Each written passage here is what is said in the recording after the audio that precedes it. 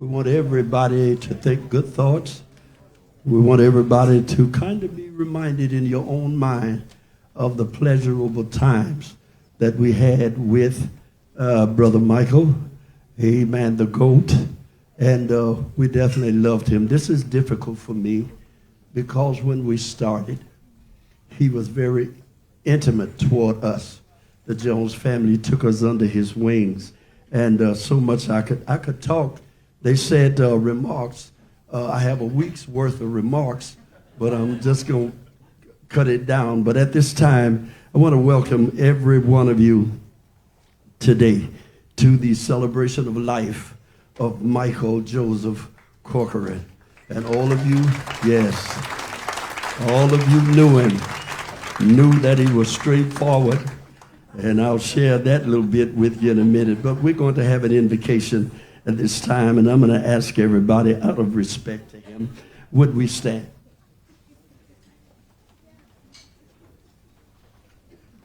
Bow your heads and let us pray. Father, we come today thanking you for all of your kindness, for your tender mercy, and saying to you outright, you really did love us to put us in the pathway of this young man whom you've taken from time and transited into eternity. As we have these few minutes together, family, friends, whoever else may be in the house, we pray that we can connect in such a way that this won't be the last time. Michael, even in his leaving, even though he has left us, his memory brought us back together, and it's got to be worth something to all of us. I pray that the broken hearts be mended. I pray that the teary eyes be dried. I pray, oh God, for every person that has been touched by his life, his family, both DNA and spiritual connection, that we get beyond this and take this baton that was left by him and carry it on. He was a people's person and about helping people, getting people established. We refuse to let that die.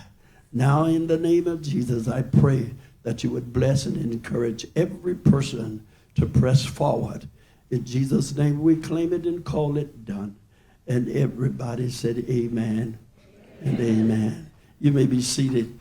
I'm going to move expeditiously. They had me on for welcome, invocation, and remarks. And I want to tell y'all from the depths of my heart that Michael Corcoran was a monogene. He was one of a kind. When he first met the Jones family singers, we were here in Austin playing, I think it was the ACL, and he came up to the stage afterwards and said, "Can I do an interview with y'all?" And I said, "Yes, sir, you sure can." And he began to probe into our life. He wanted to know, why are you here? I said, "Isn't it obvious? It's music." He said, "No, why are you here?" I said, "Well, we believe we have something to offer the people, those who are disenfranchised, those who are discouraged, those who just seem to have lost their way." He said, "That's what I want to know." He says, "I want to help you then." He said, "Because I was impressed by what I heard and saw, and you being a family. Now, those are your children?" I said, "Yes, they are." "All of them?" I said, "Yes, they are." He wanted to know the A to Z. And I said, "Yes." So from then on, Michael began to introduce us to great personalities like Marshall Milam and Alan Berg and so many others that we got to meet we would not have ever known without the assistance of Michael. I tell people all the time, I don't care what they say, God's hand was on Michael's life to help elevate other folk. And he was not selfish. Now, when Michael didn't like something we sang, he wasn't quiet about it.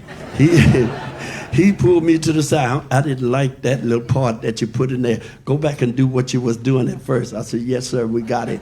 And I do just what he said. Now, even though I'm 6 years older than Michael, he bossed me around, and I enjoyed it. But Michael said one thing that I will never, ever forget. He said, the Jones Family Singers is on a mission to tell the world about God. But I'm on a mission to tell the world about the Jones Family Singers.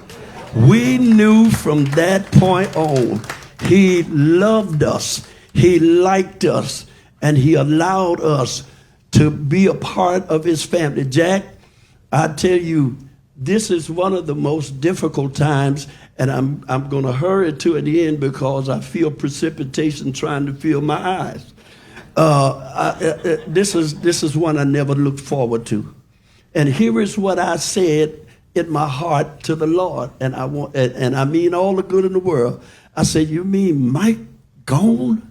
I said, God, I got a truckload of folk I could send you in his place.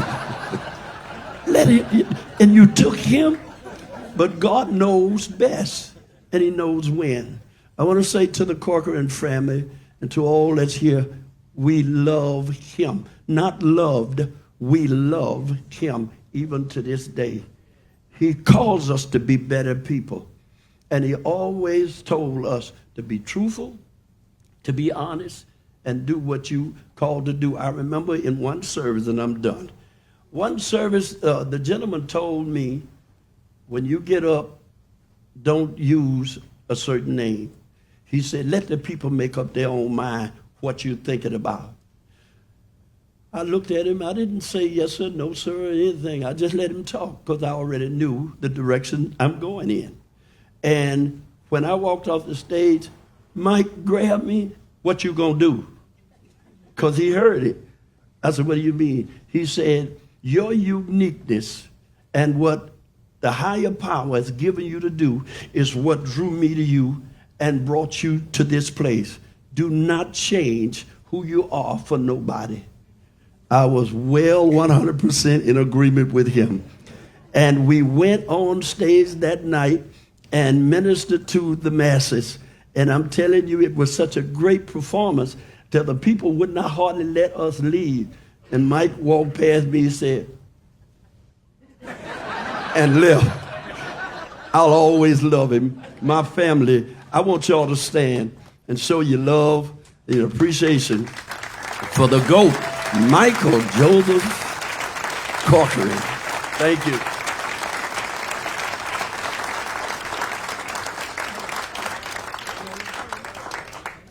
As my dad already talked about, Michael, it's a bit tough, but Michael loved, well, I won't say everything that we did, but he loved just about everything we did. We could almost get away with some things, almost.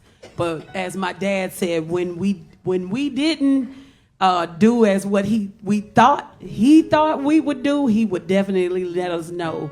So I'm going to dedicate this to him and to his family.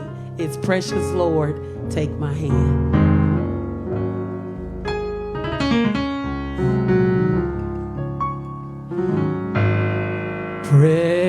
Precious Lord, take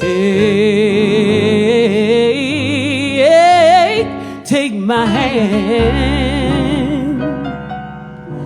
lead me on,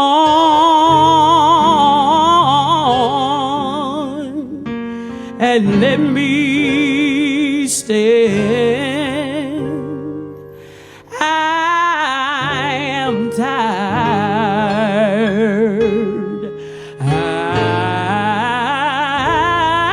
I'm weak.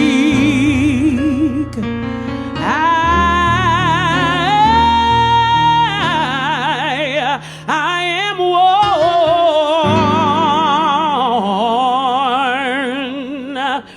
through the storm, Lord,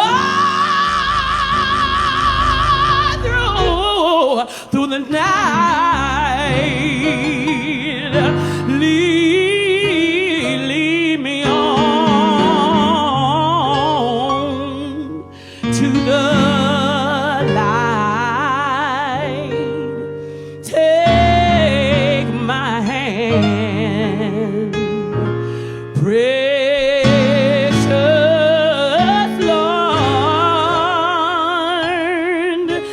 lead me home when my way grows drear. Precious Lord, linger near when my life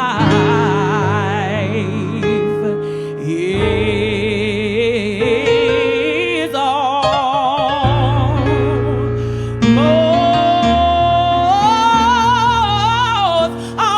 gone at the river.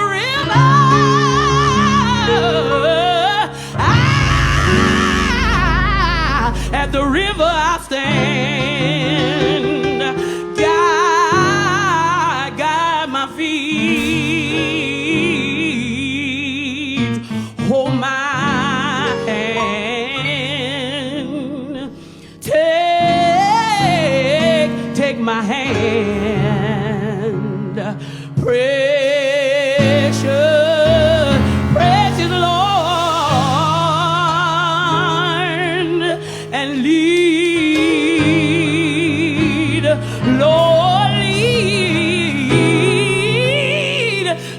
me home.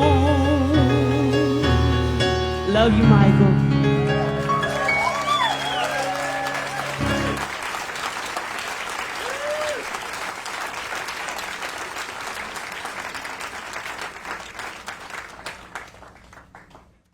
Hey everyone, I'm going to talk about Corky, the Chronicle years.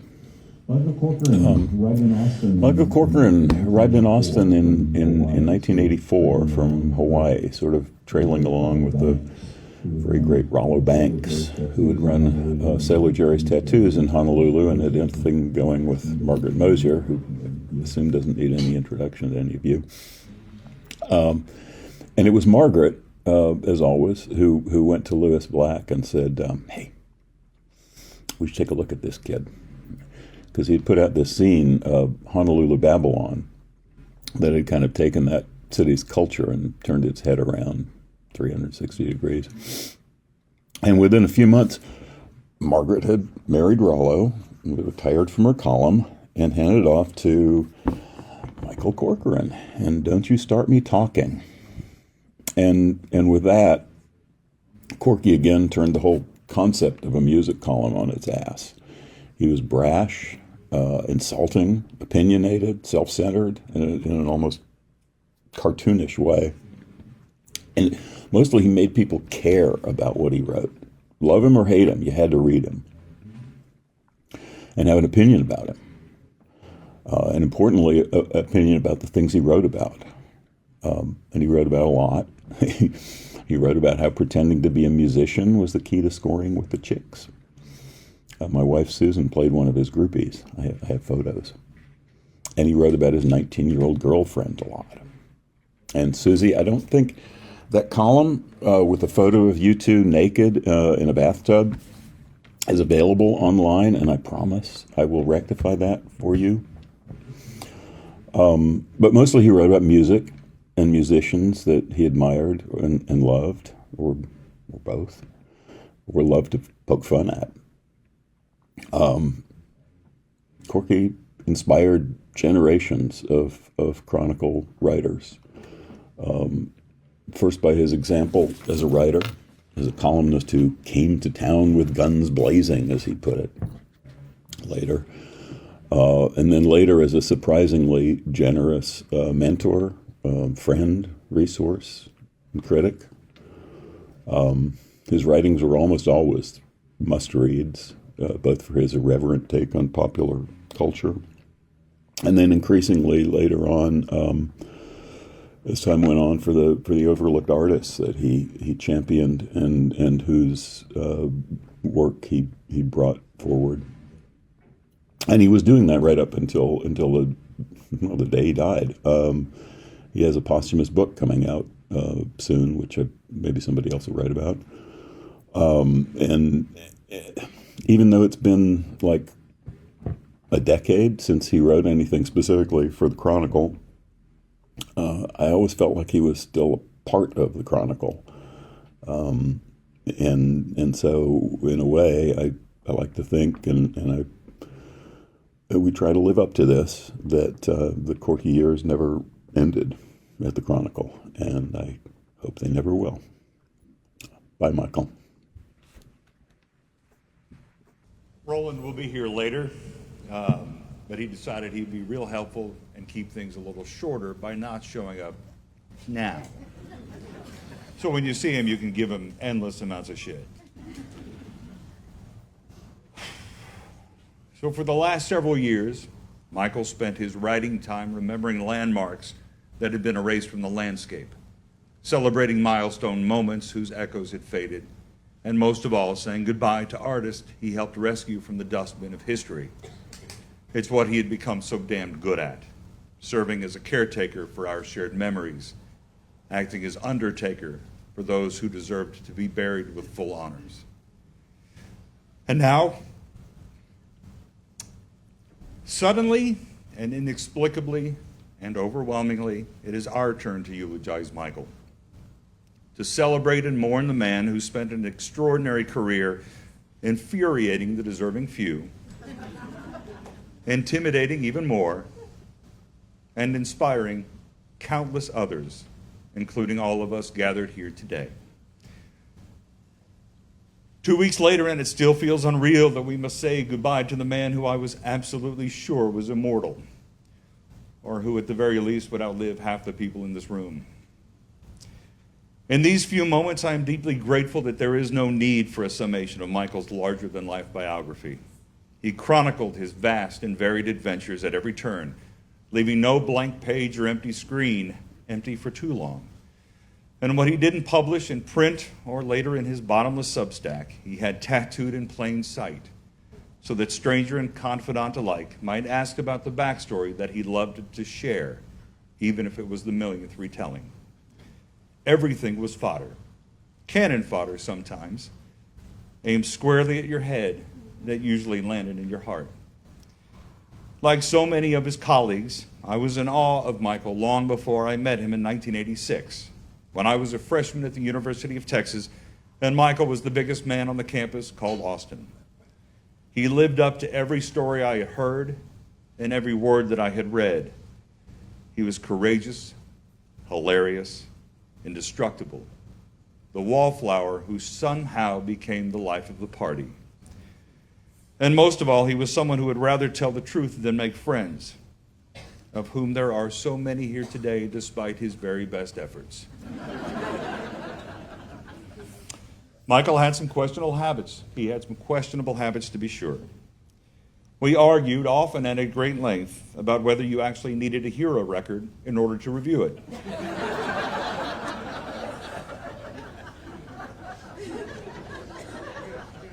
You used to be able to describe his writing style as fire, aim, ready.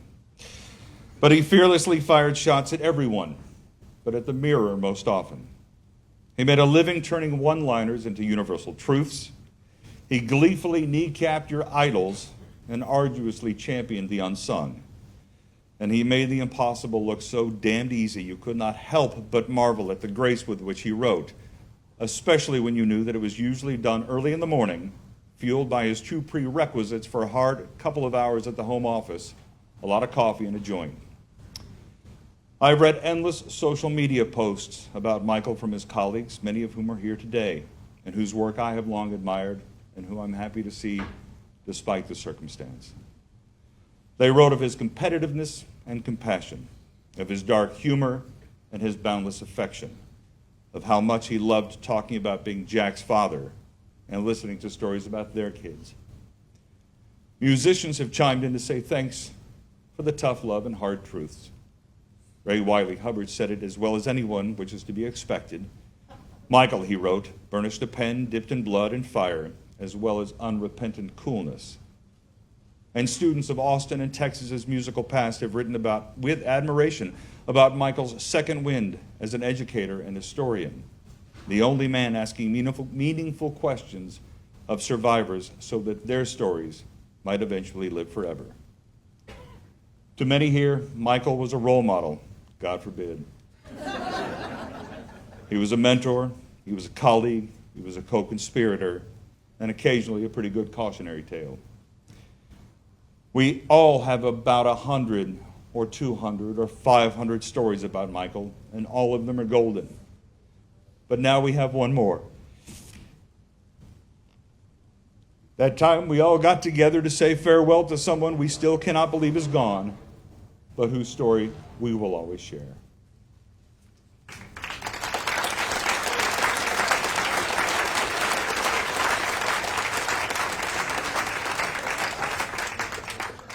What a house, man. Michael, they turned out for you, baby. Corky. He never told me. He really never told me if he. I heard that he didn't like to be called Corky. I don't know if that's true, but I always called him Corky. And I always thought that me and him both kind of belonged to the same club. It's the Bert Lahr Cowardly Lion Club. That's what.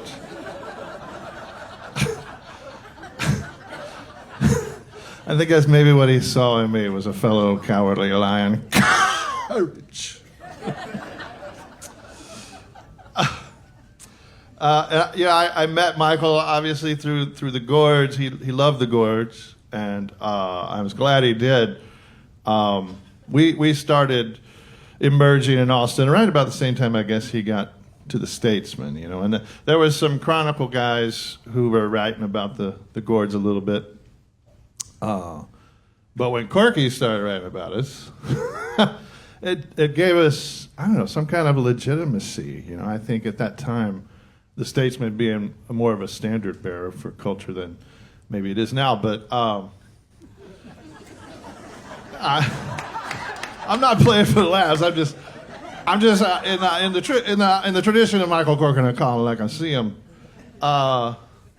So that was really great, because it gave us a lot of people that are in this room today, actually, who were then my heroes and my role models, became, after Corky sort of legitimizes, these people, a lot of them became my friends and mentors. And I have a voice like Corky championing you at that time was irreplaceable. And I gotta say a big thank you to Michael that I never really said formally to him, but thank you, Michael. Thank you for all the features you wrote and all the little clips. And thank you for those unlabeled gospel comps that you gave me, man. Those were, he would always hand me these CDs with nothing on them. It just said gospel on it. And I listened to those, and those really inspired me in a way that I can never thank him enough for that. He inspired me probably more than he promoted me. And I've only had a few friendships like this over the years. A very precious few with music writers. Generally, music artists don't tend to be friends with music writers, but he was one of the few that I really loved and admired.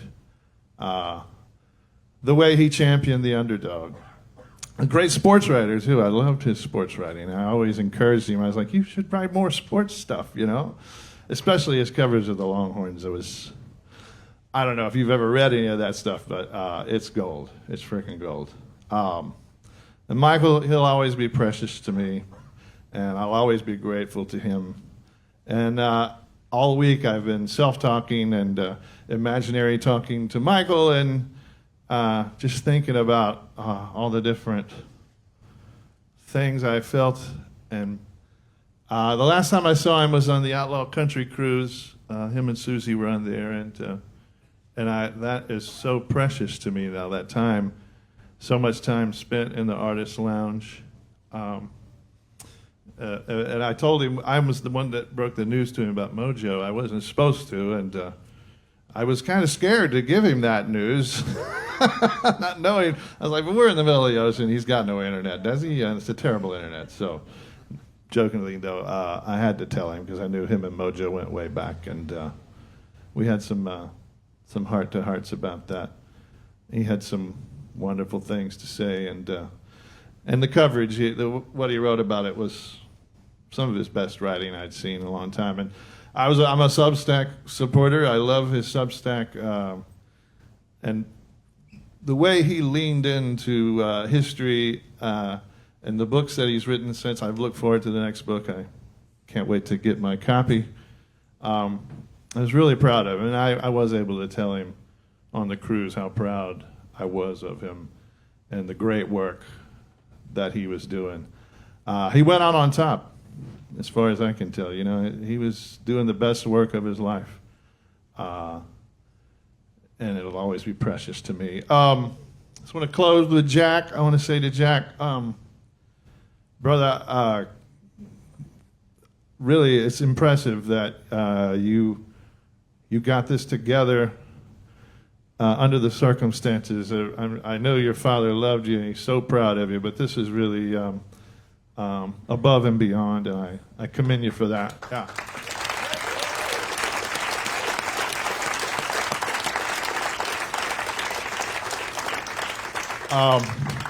I lost my father recently, and I tell you, nothing can prepare you for that kind of loss. I know a little bit of what you're going through. And in the days after I lost my father, I just want to lend you a little bit of advice that I felt. In the days after, one of the hardest things for me was the feeling that part of him was gone, and it was part of me, and part of me was gone with him. And that lingered with me for a while, and it took me a while to get to the point where I realized, yes, there'll always be a part of me that's gone. That's him, but he'll always be a part of me, and he's going to be with me my whole life. And the same can be said for Michael and for you, Jack. He loved you, and he's proud of you, and he'll always be a part of you, and he'll always love you. Okay. God bless.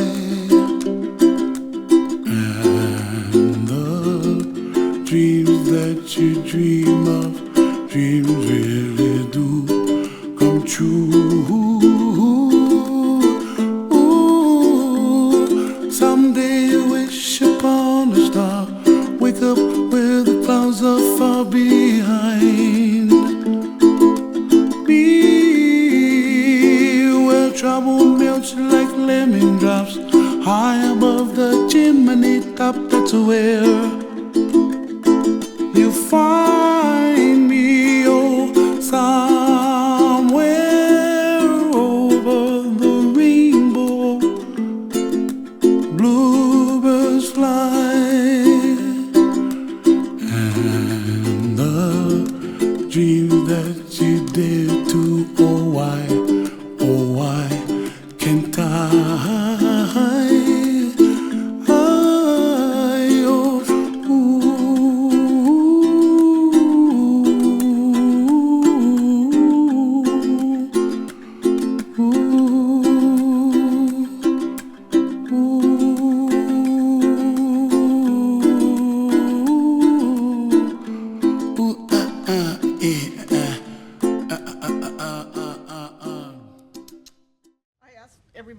on stage to help.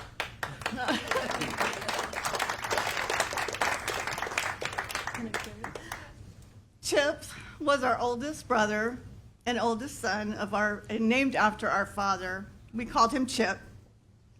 He was a regular kid. He was an altar boy, and he played baseball. Chip loved music and writing since forever. He loved listening to music. We watched the Monkees on TV, and we pretended we were in a band. I played the plate. He introduced us to Bette Midler, Aerosmith, Loggins and Messina, Elton John, and so many more. He would camp out for tickets. When he worked at Sunbums, he got free tickets to a lot of concerts, and my sister Bridget was always his +1 if he couldn't find a date. So she saw a lot of concerts.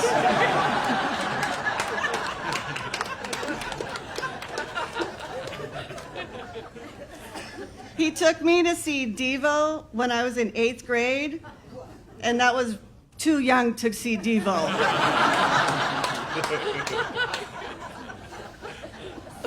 Should I skip that one? Okay. So that was the music. He was also very industrious, just like he was as an adult, like finding his way. So in about 1974-75, Chip entered a contest with the Honolulu paper predicting the Oscar winners. He entered 9 times, and he used each of our names on a ballot. He won. And the first prize was a trip for 2 to Tahiti. He and my brother Gerard went. They were 16, 18 years old. They didn't have a lot of money, so they mainly ate French bread.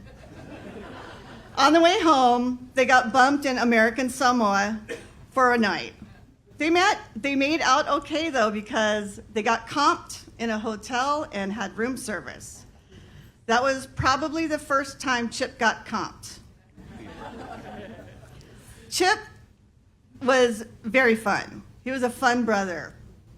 One example is he picked up Noreen and I up after a high school dance, and the last song was We Are Family by Sister Sledge, and he joined us on the dance floor, making exaggerated motions like, you know, we are family, I got all my sisters with me. And I just, anytime I hear that song, I think of Chip on the dance floor with us. Much like in adulthood, Chip loved to irritate us to get a reaction. He told me I was adopted and my real name was Gertrude. Chip told Marty we got him at a boys' home. Bridget remembers that Chip would spell out words for her and she would say the word like W-A-L-K, and she would go, walk. Then spell a bad word, to which Bridget would say, and then go run and tell our mom so Bridget would get in trouble. Chip loved irritating us, but there were a few things that irritated him. One was my brother Marty's arm hair. One time, Chip, Marty, and I picked up a car in Orlando from my sister Liz, and we drove from Orlando to Austin in a Toyota Corolla. The front armrests were close together, and anytime Marty's arm hair would ever so slightly touch Chip, his reaction was overblown. I'm not sure Marty did it on purpose, but it was really hilarious.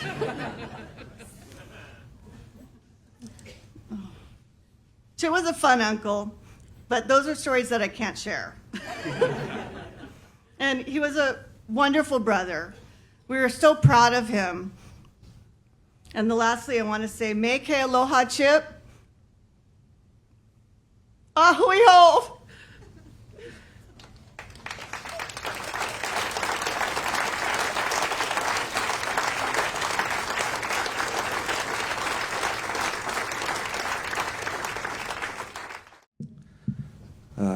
I'm Jack.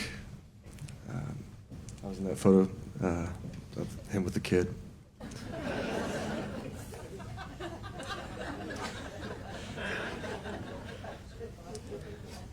I just have a few things to say. We all knew my dad in a lot of different ways. He was a man with flaws, but I think it's misplaced to think he was disagreeable. He just pretended to be disagreeable because he thinks or thought that would make him more likable. And I'm a musician, and my father was a music critic, and that's always what people would ask about. And he would never play music in the house when I was growing up, because one time he played the Ramones for me, and I hated it. And there was a little muscle in the back of his head that was like, I gotta tear this kid's opinion down. I gotta tell him how wrong he is for hating the Ramones. But he didn't do that. Instead, he just didn't play music in the house. Because he knew he would break. He would break. Until one day, when I was in high school, he was listening to the Pogues, and the band played Waltzing Matilda. And he had headphones on, but the jack came out. And so I heard this song. Huge speakers, he had a big sound system. And I was in my room, and I came out, poked my head out, and I was in love with, it could have been anything. It could have been Zippity Doo Dah. It was my dad was listening to it. And it started a big journey for me that ended up in me being who I am. And we never really talked about music that much. But later in life, I was in the uncomfortable position of needing a place to stay for a little while, and my dad put me up because I got kicked out of my place because my neighbor was a meth head that, we've all been there. I'm looking around this room, we've all been there.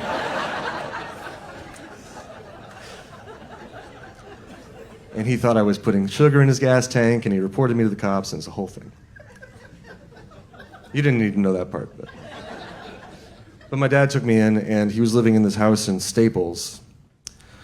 And we would spend every night, every afternoon into night, with a case of Rolling Rock, passing the Bluetooth speaker.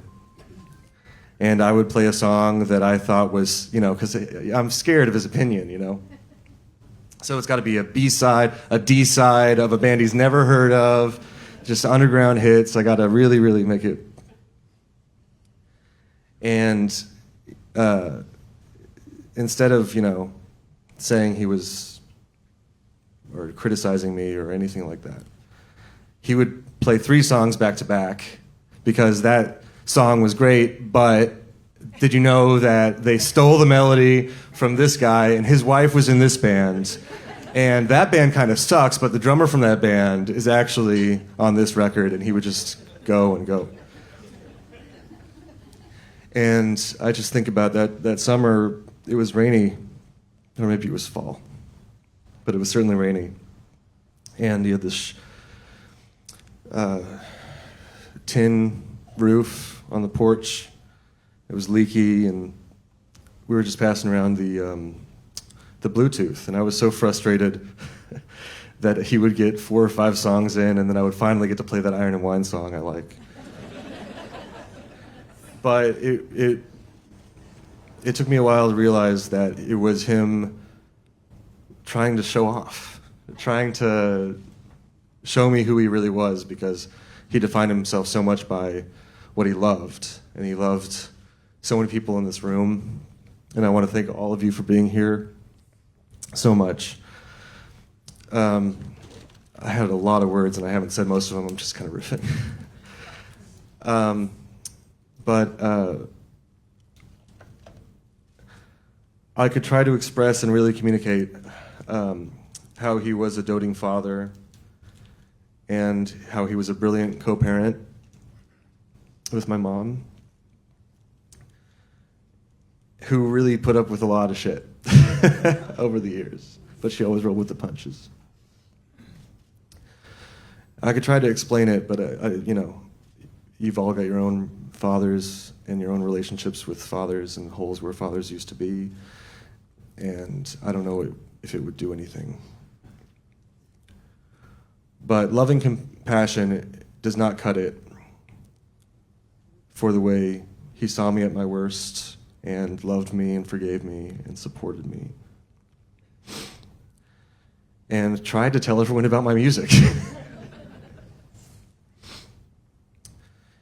He was funny when he didn't mean to be, and I always took his jokes seriously. I want to thank Joan and Bridget and the whole Corcoran family for coming down from all the corners of the states. And Susie and Deb and my mom and Marcia for putting this all together. I will take full credit later, but not right now. But I just want to say one last thing was that he only wanted to have a seat at your table. All of you. If he was ever a dick, it was because he thought you would like him more. And he was honored to be at your table.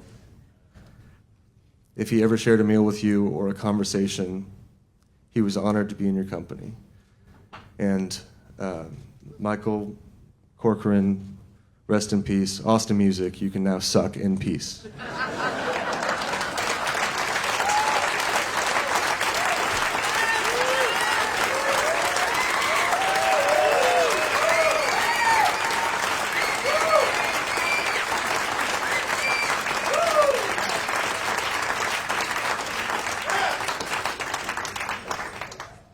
Austin Music, you can now suck in peace. That's awesome. I'm ready for the t-shirt. I'm Courtney Santana, and this is Dr. Brian Pardo and Michael Stevens. I'm gonna get teary because Michael was very sweet. When I found out that he passed, there were all these Facebook posts, and I was like, he's just a good man, just a solid, good man. And he was always kind to me. And we were on the country cruise together, which a lot of folks in this room were. And one day he was just like, I said, I don't know if I can sing country music. He goes, no, Courtney, you can sing anything. And I mean anything. So I was honored when, I can't see you, Jack. I was honored when you all called me to sing this song. He was a big Ink Spots fan, so I'm gonna sing an Ink Spot song for him.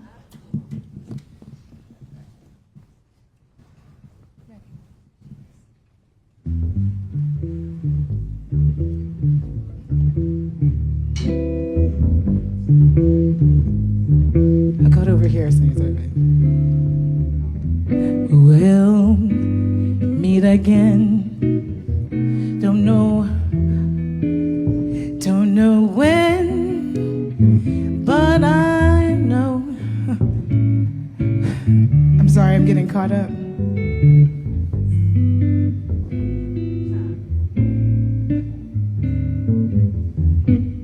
We'll meet again. Don't know where, don't know when, but I know we'll meet again some bright sunny day. Ooh, keep smiling through, just like you always do, till the blue skies drive the dark clouds away. So will you please say hello to the folks that I know? I'll tell them that I won't be long. They'll be happy happy to know that as you saw me go, I was singing this song. We'll meet again. Don't know when, but I know we'll be together some sunny day. This is the talking part. Here we go, y'all. We'll meet again. And I don't know where, and I don't know when, but I know that we'll meet together again some shiny day.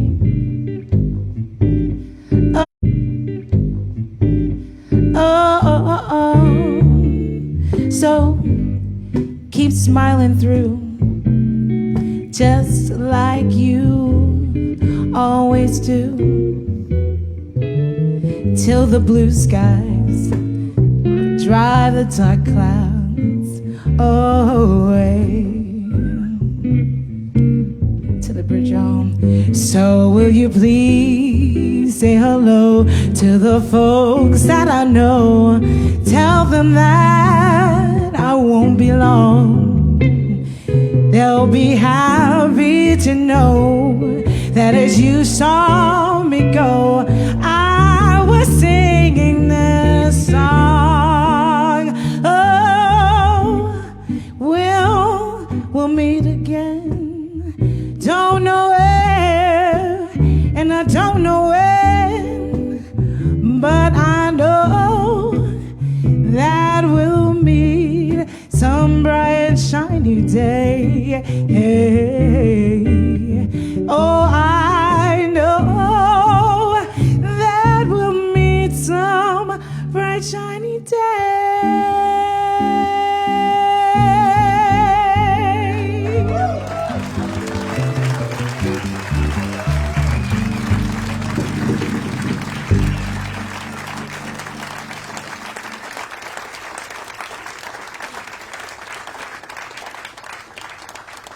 I have one little last thing that I wanted to add, and I hope you guys will indulge me. It's called For All We Know, and it's a Donny Hathaway song. And I sing the song a cappella. For all we know, we may never meet again. Before you go, make this moment sweet again. We won't say goodnight until the last minute. I'll hold out my hand, and my heart will be in it. For all we know, this may only be a dream. It comes and it goes like the ripples of a stream. So love me tonight.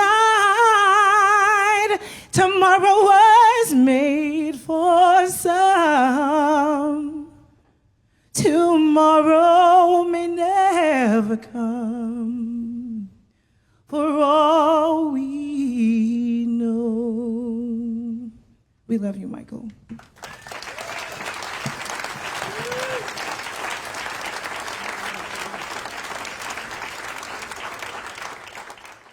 My name is Jody Denberg, and I met Michael Corcoran when he got here because I was one of those who wrote at the Chronicle in the earliest days of it. And to be honest, I don't think Corky ever liked me. Because he never would write nasty things about me. He was always nice to me.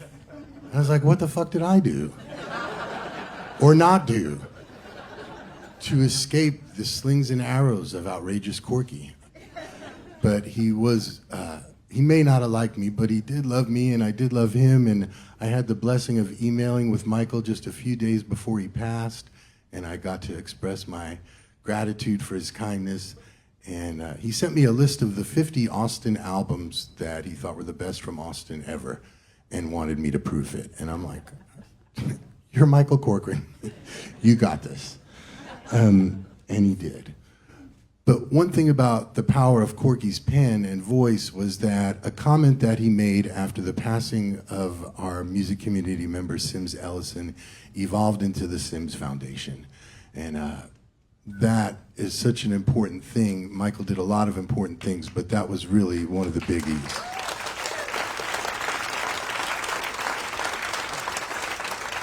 And I think a member or two of the Sims Foundation can speak to that more, but in my work, I was lucky enough to produce a series of CDs that benefited Sims, and I always thought that bonded Corky and I. And that picture, I don't know if it was in the slideshow of him holding a glass, was at a Sims Foundation event, and that's one of my favorite pictures of you, Michael. Thank you, thank you, thank you, thank you. And so gratitude is where this portion, what this portion is about. So thanks to everyone who came today. Thank you all very much. Thanks to Antone's again for having us. Thanks to the friends and family who put this event together. Susie Brooks, Marsha Milam, Paul Miner, and Victoria Corcoran Zeitz. And I have a little proclamation from the mayor I'd like to share with you. And come on, it's real. It has all the serif type that you can't really read if you were to try to. So thank you, Victoria, for translating it into a font that is actually legible. Be it known that whereas Michael Corcoran was a defining figure in Austin's music scene, who helped shape its narrative and brought national attention to local artists, and whereas Michael was fearless and never afraid to ruffle feathers or evoke reactions, always offering nuggets of wisdom and truth, even to the most resistant readers, and whereas, through his books All Over the Map and Ghost Notes, Michael made significant contributions as a historian of Texas music, shining a light on unsung heroes and forgotten stories, and whereas Michael received numerous accolades for his work, including being named Cox Newspaper's Writer of the Year in 1996 and winning the Austin Music Award for Best Music Critic in 2018, and whereas beyond his professional accomplishments, Mr. Corcoran was known for his mentorship of younger writers and his passionate advocacy for Austin's music community. And whereas the legacy and lore of Michael Corcoran lives on through his immense contributions to music journalism and history, including his work to establish Austin's reputation as a world-class music city, now, therefore, Kirk Watson, mayor of the city of Austin, Texas, does hereby proclaim July 15th, 2024 as Michael Corcoran Day in Austin.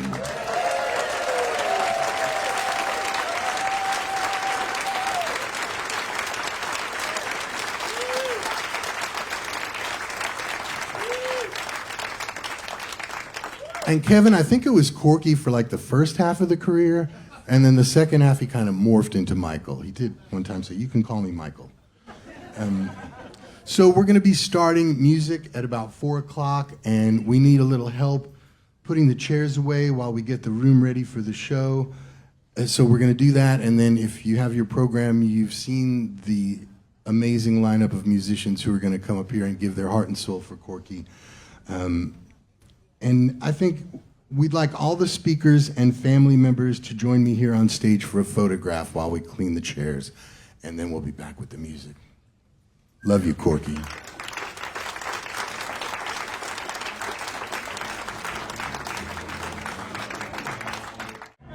Those of you who stuck around, you're not going to believe the amount of amazing music that's about to unfold on this stage. Well, I don't even know if us three guys have been on a stage together before, but my name is Jody Denberg, and this is Mr. Andy Langer. That's Kevin Connor over here, who we'll hear from in just a moment. So First off, just elephant in the room, that mediocre Texas piece, in it, as a sign of mediocre Texas. First sentence. Good news, we got Andy Langer to MC. So, he can't stop me now. So here I am.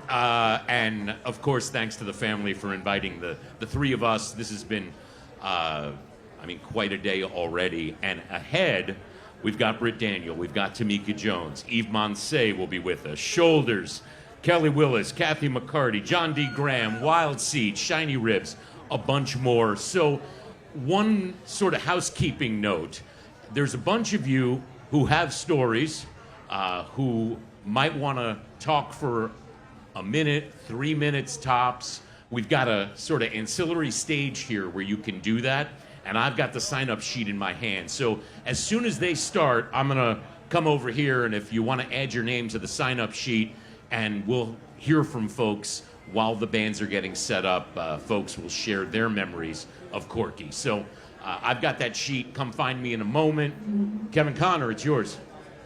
Hey, when we got the terrible news about Michael, it was on a Monday afternoon, and the next morning I wanted to play some songs in his honor. So I asked a lot of people, who did he love? And he loved all kinds of music, all kinds of stuff. He loved NRBQ, that's what everybody said first, NRBQ. He loved Gord Downie and the Tragically Hip. He loved Shane MacGowan and the Pogues. He loved everybody who's playing tonight. Well, most everybody who's playing tonight. He loved all kinds of music, all kinds of music. Hey, Jody, you might remember this. He once predicted, I know how upset you were, that Oasis would be bigger than the Beatles, which proves that Michael was, while brilliant, not infallible. He also liked Blue October. Okay, they're not here. They couldn't make it tonight. So, but he liked all kinds of music, all kinds of stuff, and he loved gospel. And he loved the hard gospel like the band that's going to kick things off. He said this was the true roots of rock and roll right here, and he was their champion. And it's so great and it's so perfect that they are here to start things off. Please welcome everybody, in honor of Michael Corcoran, the Jones Family Singers.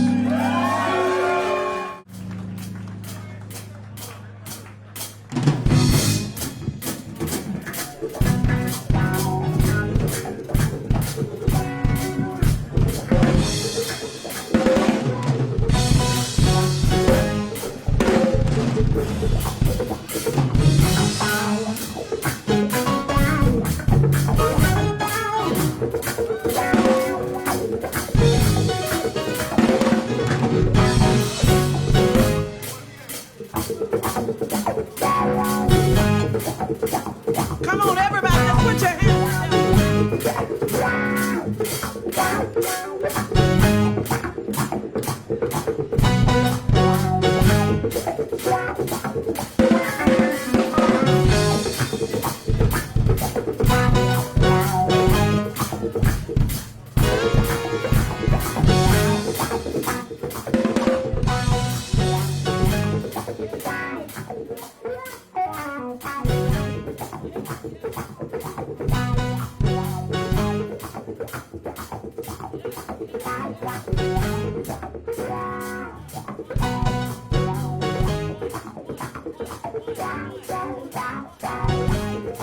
Yeah.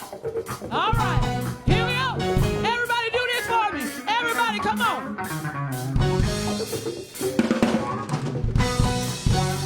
Listen. The 25th of December. That day I'll always remember. Yes, I will. That was the day. That my Savior was born. I never got the chance to meet him. Never heard nothing but good things about him. So preachers, I'm depending on you to tell me the truth. And the preachers kept saying, Jesus is the light of the world. He came to save every boy and girl. Even though he died 3 days later, he rose. And the preachers kept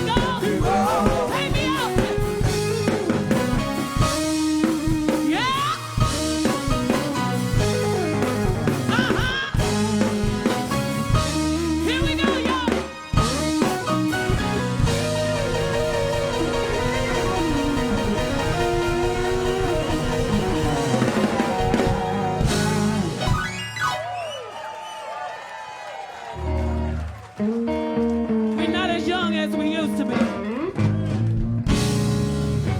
But can we do it like Michael Corcoran like us to do it? Anybody out here like blues? So what I want y'all to do is let's raise the roof off of this, because this is a celebration, am I right? So let's raise the roof and let's make some noise. Can y'all make some noise for me real quick? So before I sing this song, we are a family, y'all know. And my sister right here just had a stroke 4 weeks ago. But when we found out the news, she said, I'm going. I'm going because I love Michael Corcoran.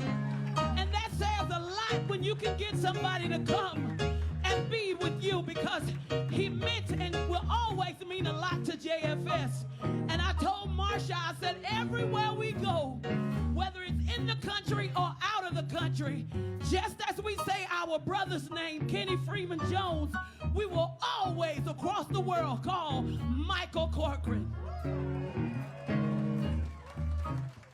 And the world will know who he is. So if y'all don't mind, can we do our Christian blues today? All right, here we go.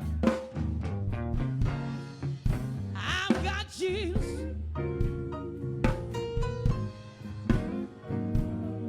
He's all I need. I said I got Jesus. He's all I need. Let me tell y'all something. When trouble comes, I go down on my knees. Can my daddy tell you how he feels? Tell him now. Ain't nothing blue about loving my Jesus. I wish somebody would listen when I say, oh, ain't nothing blue, no, about loving my Jesus. Can I tell you all what he did? Listen. He went down in the grave, stayed 3 days, cut off power in his hand. Now can I let my baby brother play? Play it, Joan.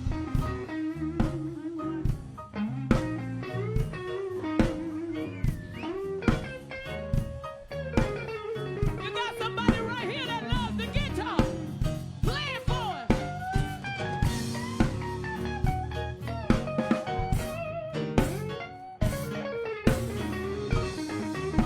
You better talk to her. Play it, sir.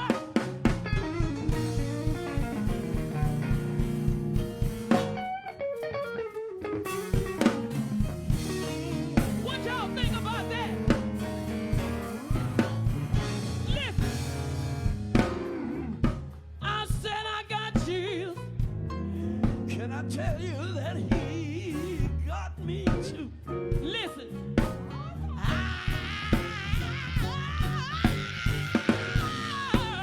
I said I got Jesus. Oh, he got me. He always trying to show off. Listen. He went all the way down to hell. And he took me.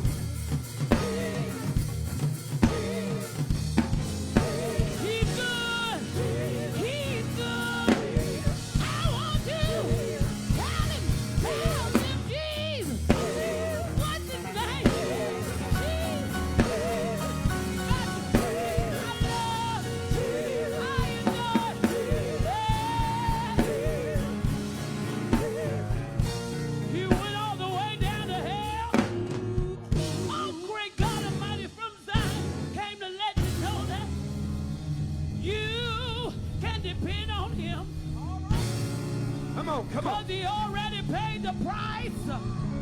And you don't have to worry about nothing. Jesus. Y'all give my sister a hand. Jesus. One more time, Mike. Jesus. When it get good on the inside, I say, Jesus.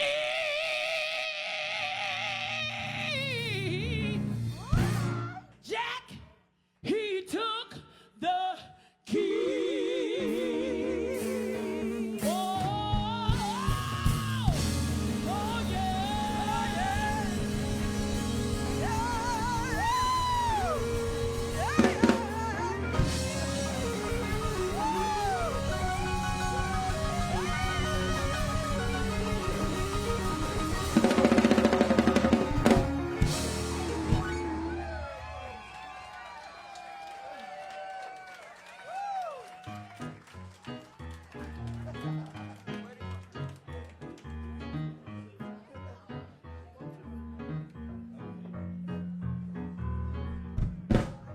Okay, I'm Dr. Clay Shorkey,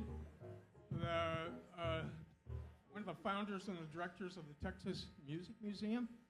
This is Jay Stanley over here. I had to be here to say something because Michael was such a good friend of the museum, but he was a good friend of mine too. And he did so much, in terms of trying to preserve music history. I know he found y'all up in Dallas, right? Yeah. And but I wanted to. This was the first book, right? And if you look in there, you'll see a lot of the photos are from Texas Music Museum, and some of the ones are ones that I took, because Michael and I and the museum, we worked a lot together, and so I just wanted you to know that that's an important part of Michael's contribution. Also,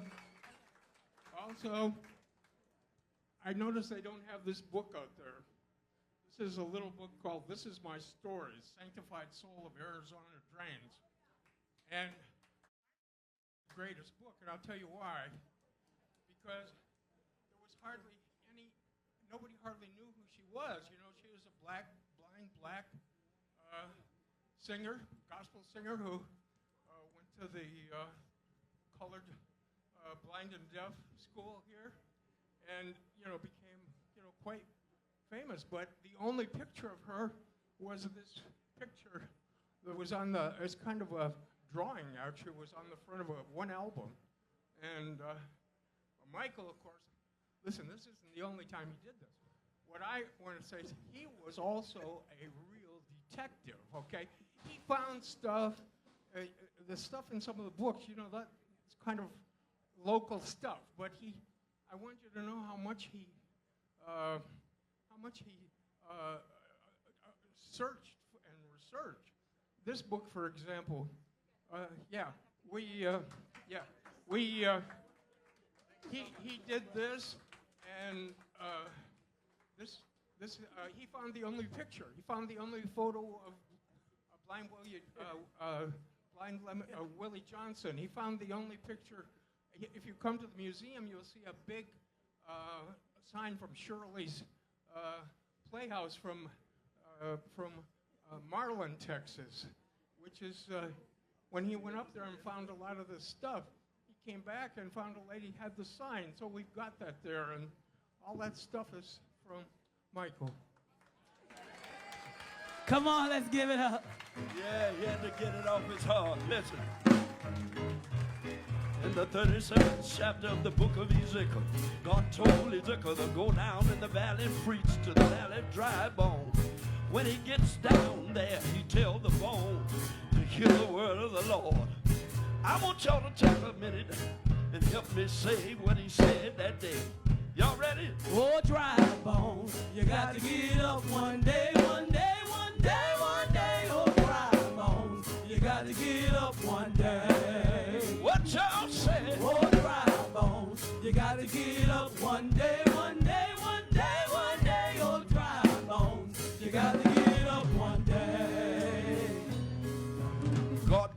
could be called the worldwide. Said you go in the valley and you prophesy.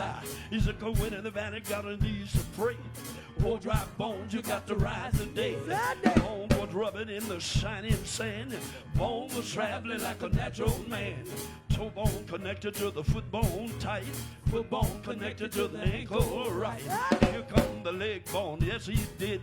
And then he brought the kneecap to hold it with. Thigh come skipping at God's command. Connecting the hip bone, making half of a man. Bone in the valley, go right. Some of these bones are mine. I said, some of these bones are mine. Said again, your bones in the valley, go right. Yeah. These bones are mine. I can't hear you. These bones are mine. Then God made man and he laid down dumb. Give him 4 fingers, a hand, and a thumb. God made man and he never did fail. Hit him his fingers, he put a little fingernail. You got 5 bones, you work them like this. Call it your hand, but when it's closed, your fist. Oh, gone, got the best that it made. You got mother that shoulder blade. Bones in the valley, gone right. Yeah. I said, some of these bones are mine. Said again, your bones.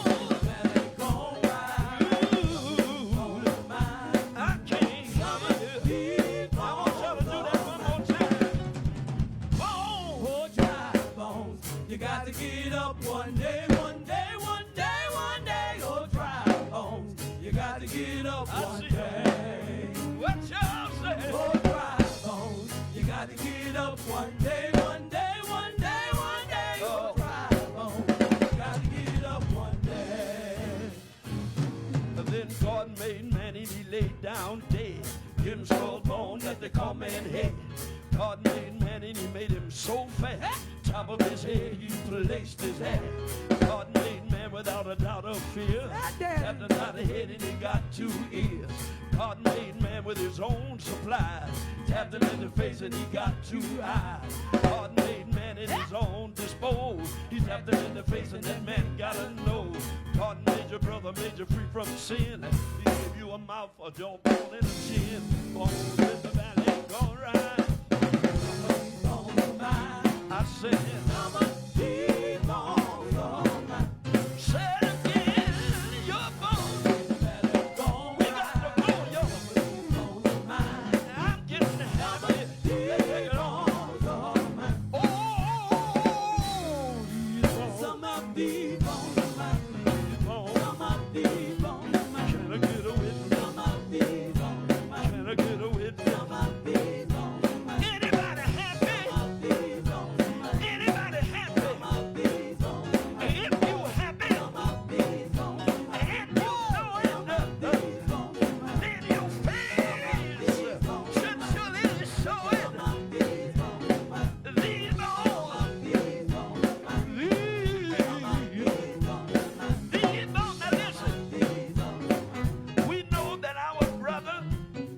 Our friend, our mentor has gone on. But you know what? One day you're going to see him again. Yeah. In that great getting up morning. So what we going to do now, we're not going to weep at those who have no hope. But you know what we're going to do? Listen. Get up. Get on number. Get up. Get on number. Get. You get on number. Get up. Here's what we're going to do. Take you a victory walk. Take your victory walk. Take it. Take your victory walk. Let's take it. Take your victory walk. Take it. Take your victory walk. Take it. Take your victory walk. Let's take it, everybody. Take your victory walk. Hey,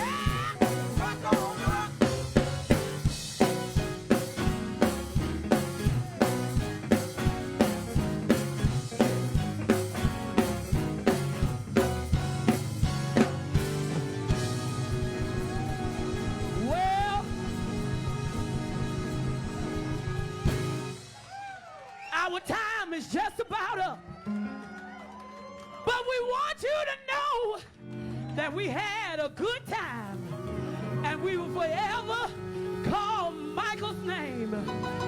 Sometimes when I think about Jesus and what he's done for me, it makes me want to shout, throw my head back and shout, throw my feet up and shout, throw my purse down and shout, shout, shout.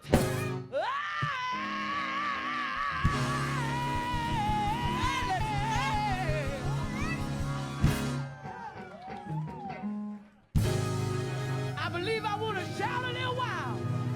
If I can shout, let me hear you say, yeah.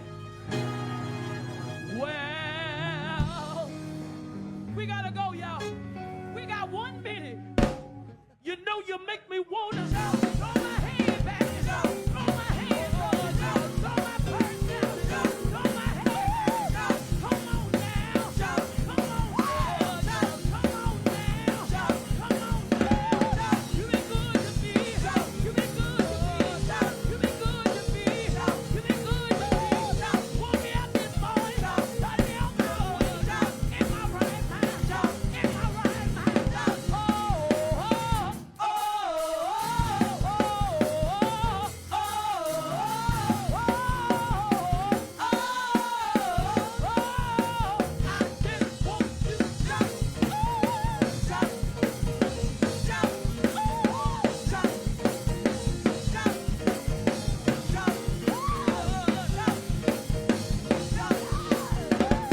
little bit softer now, little bit softer now, little bit softer now, little bit softer now, little bit louder now, little bit louder now, little bit louder now, little bit louder now, little bit louder now. I just got to, I just got to, I just got to. Oh, oh,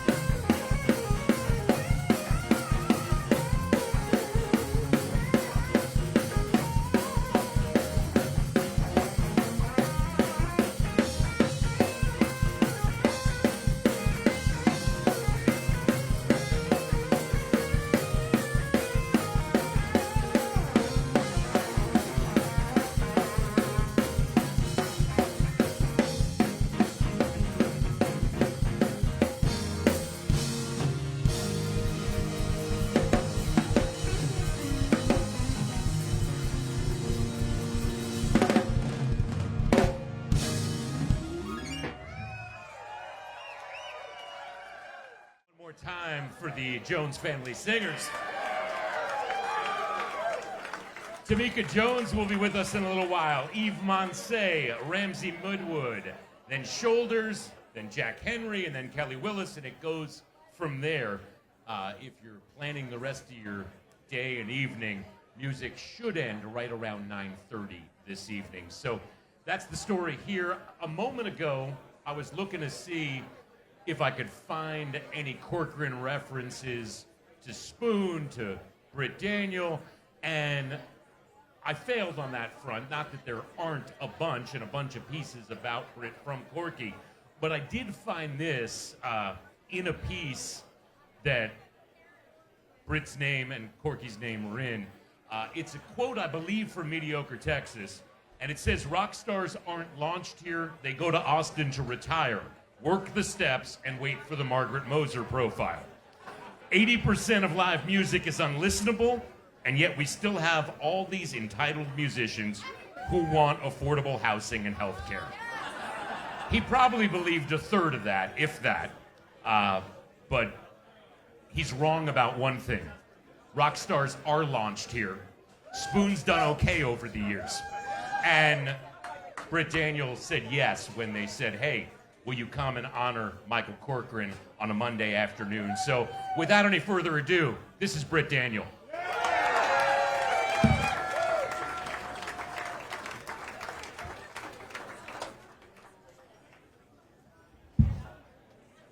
Hey y'all, how are you?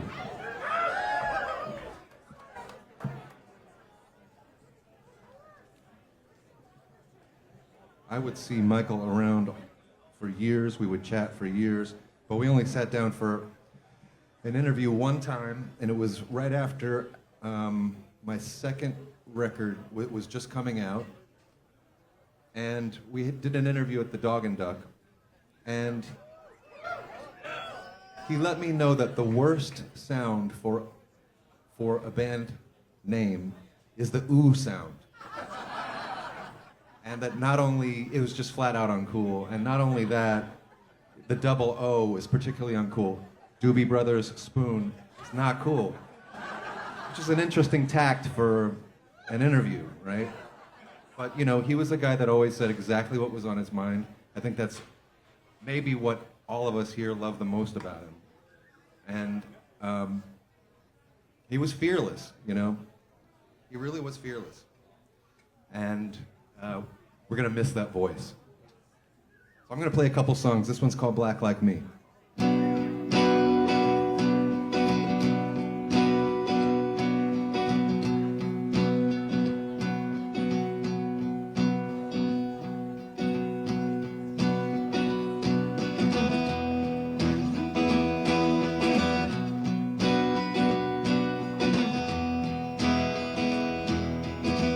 I'ma lead to someone to take care of me tonight. As I walk into Dorian's, can you see it in my eyes? My boots are on the mend and they ain't walking home. Street tar in summer, do a job on your soul. Street tar in summer, do a job on your soul.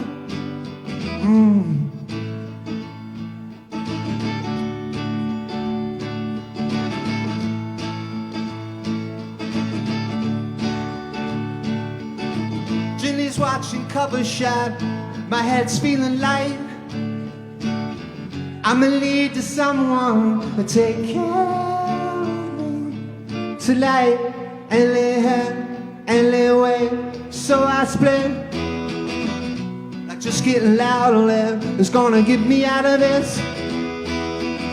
I spin the light in the map room, humanize the vacuum, yeah.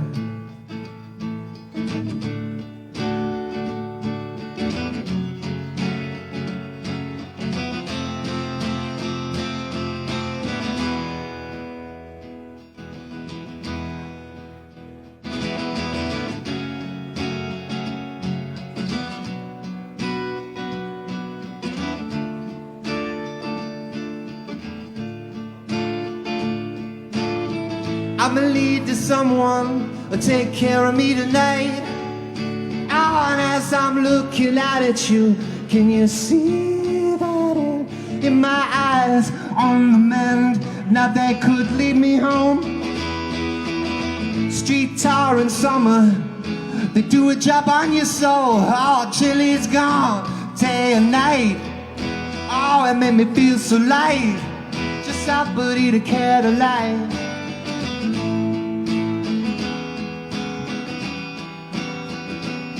Chili's watching day and night. Yes, all of them in the nails so light. Just somebody to care to light. Ooh, and all the weird kids up front. Tell me what you know you want. There's somebody to care tonight. Right.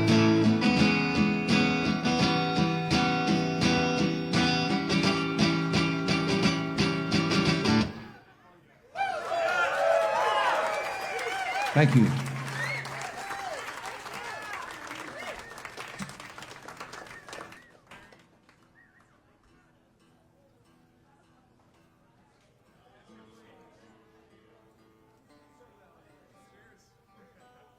This next one is a song I know Michael liked. It's called I Summon You.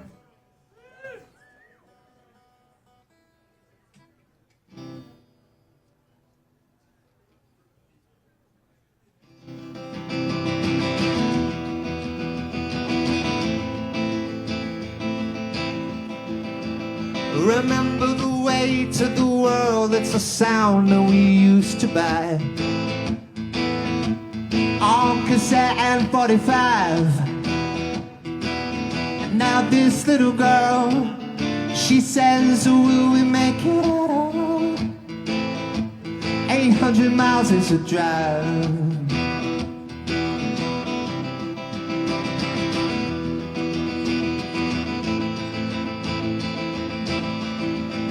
Yes, you got the way to the world coming down like a mother's eye. And all that you can give is a cold goodbye.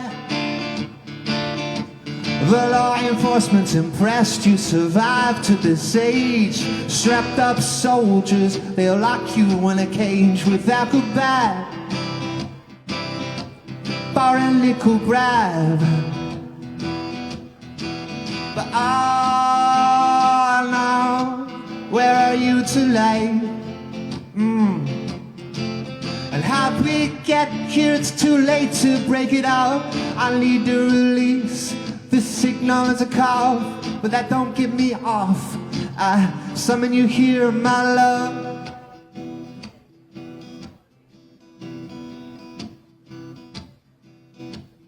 Uh-huh.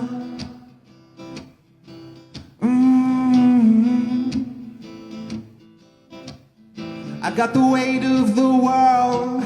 I summon you here, my love.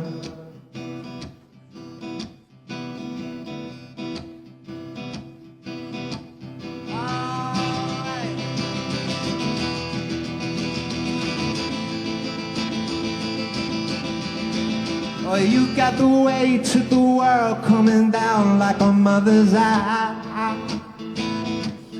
And all that you can give is a cold goodbye. The law enforcement's impressed you survived to this age. Strapped up soldiers, they will lock you in a cage without goodbye. For a little bribe. But oh no, where are you tonight? And how we get here, it's too late to break it out. I need to release this signal as a cough, but that don't get me off. I summon you here, my love.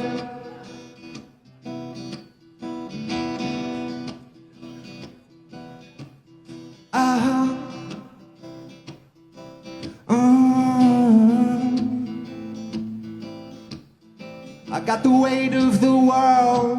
That's why I summon you here, my love.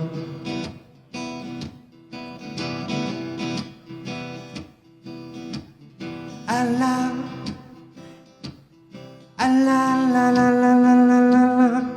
The signal's a call, but that don't get me off. I summon you here, my love. I summon you here, my love.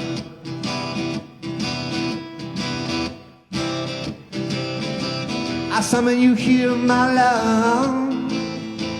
Ba ba ba ba ba ba ba ba ba ba ba. Ooh.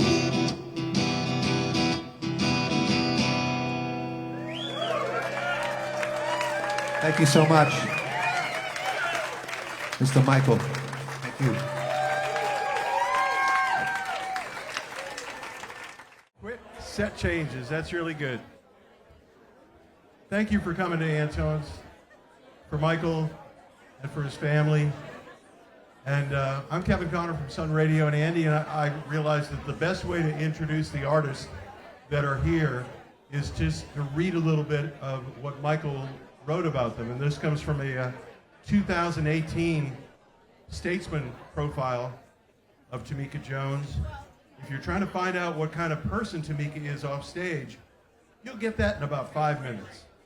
She loves to laugh at herself as well as other things. She's confidently vulnerable with a strange mix of trust and paranoia. See, he always has to work in a little something, you know. Her friends call her Superwoman, with half considering it ironic. She's all over the place, this one. A parent, a child, a fan, and a soul high priestess. Like her mashup of Led Zeppelin, her all-time favorite band, mashed with Gershwin's Summertime, Baby Got Range. Please welcome Tameca Jones.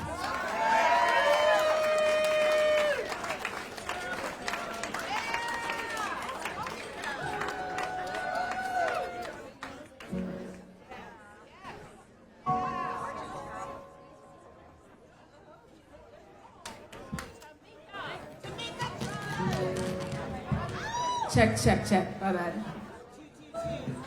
Sorry.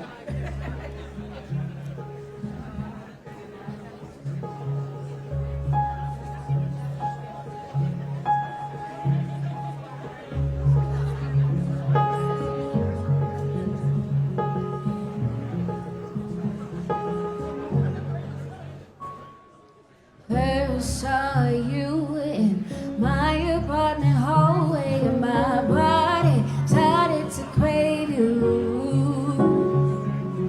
Intertwined many times, reach cosmic heights, but all what goes up must also come down. Baby, I'm so gone. I'm moving on.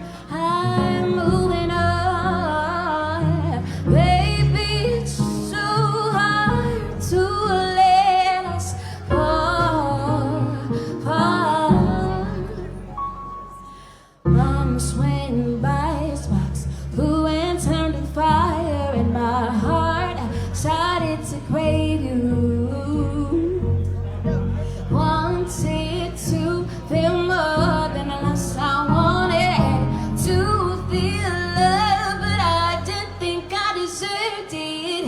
Baby, I'm so gone. I'm moving on. I'm moving on. Baby, it's so hard to let us fall.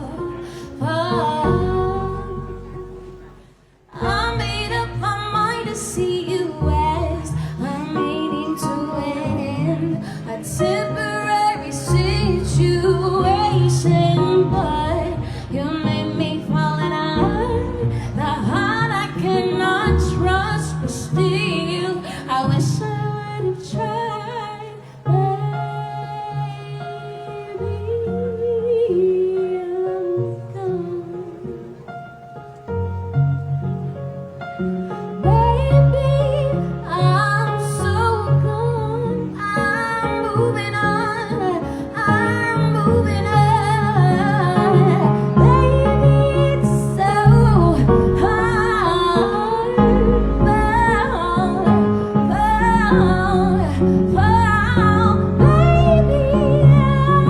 so gone. I'm moving on. Baby, it's so hard.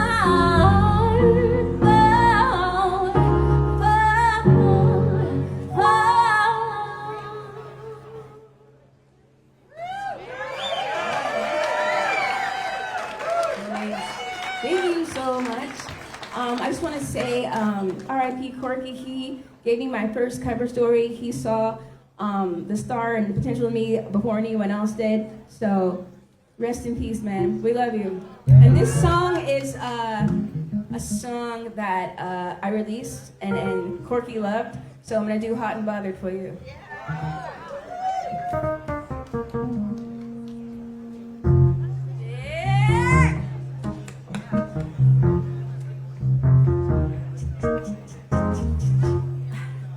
Hey.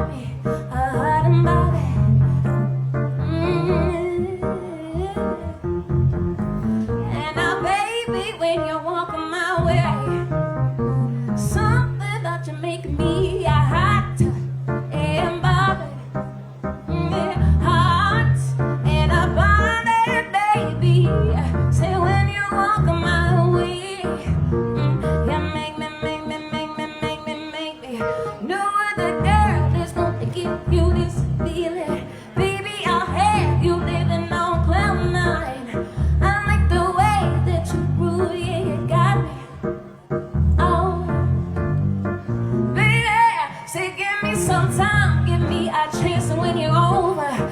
I could be the greatest love of your life. I like the way that you move, yeah, you got me. Heart and body. Hey, woo! Say now, baby, when you walk on my way, something about you make me a heart and body. Say heart and a body, baby. Say when you walk on my way, you make me.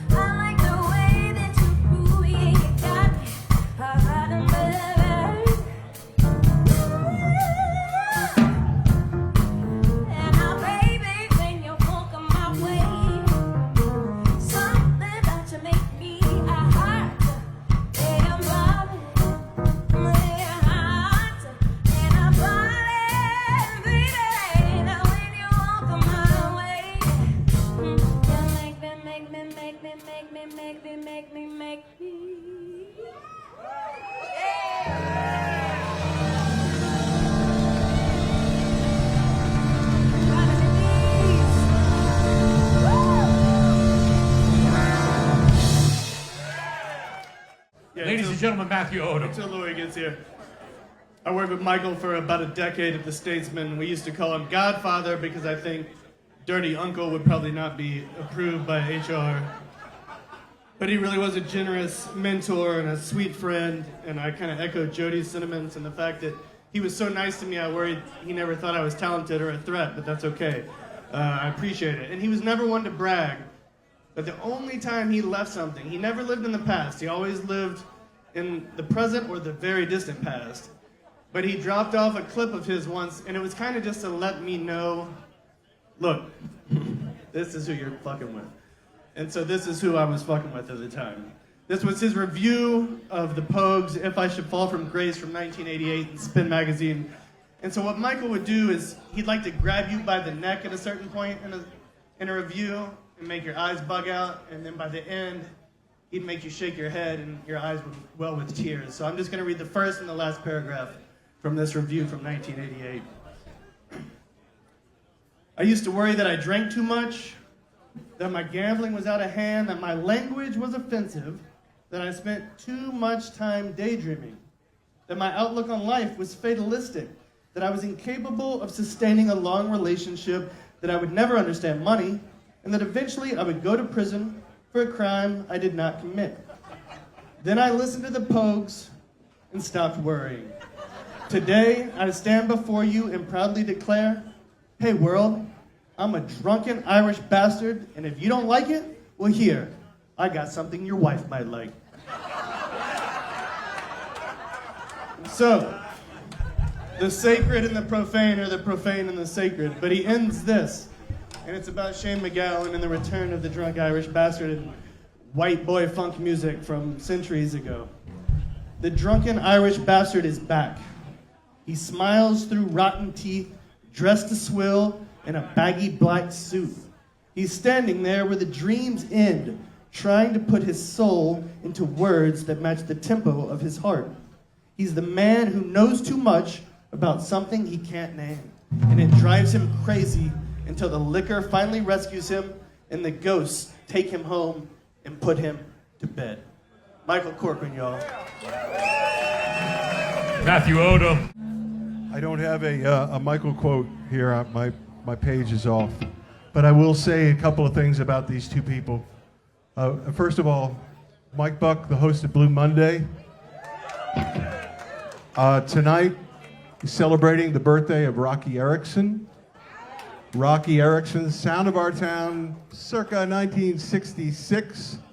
And then on from there, he's got some really cool stuff. That's on 100.1 FM, Sun Radio this evening.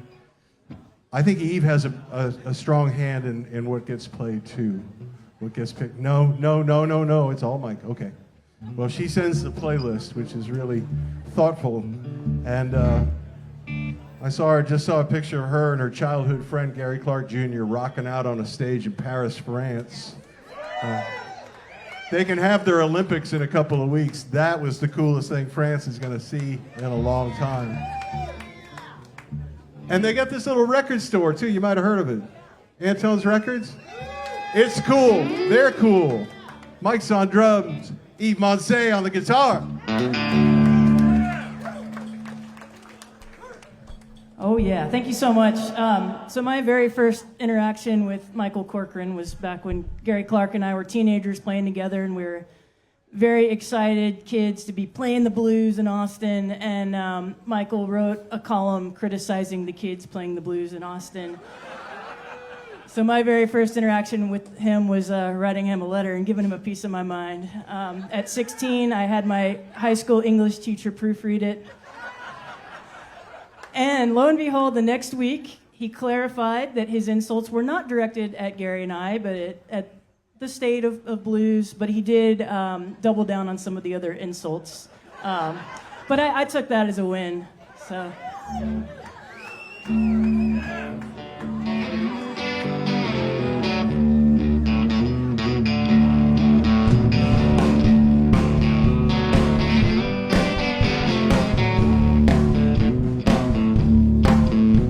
Well, darling,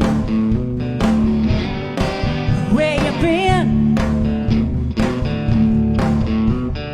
Darling, where you been? Stand at the door, but you won't come in.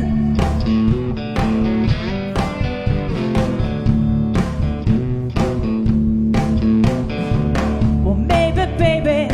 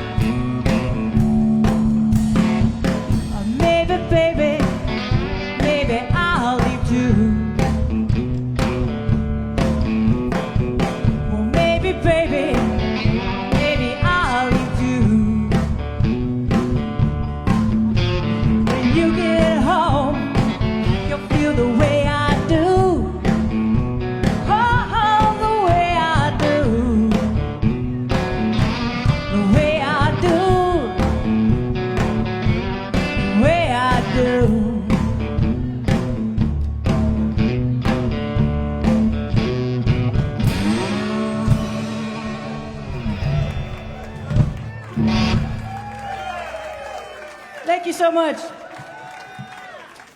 And I'll follow that last story up to say that, became friends with Corcoran, of course, over the years. And then Mike went on to tell me he knew Michael before he was even writing in Austin. So they go way back, too. I know we've all got lots of connections. He was going to say something really good, but...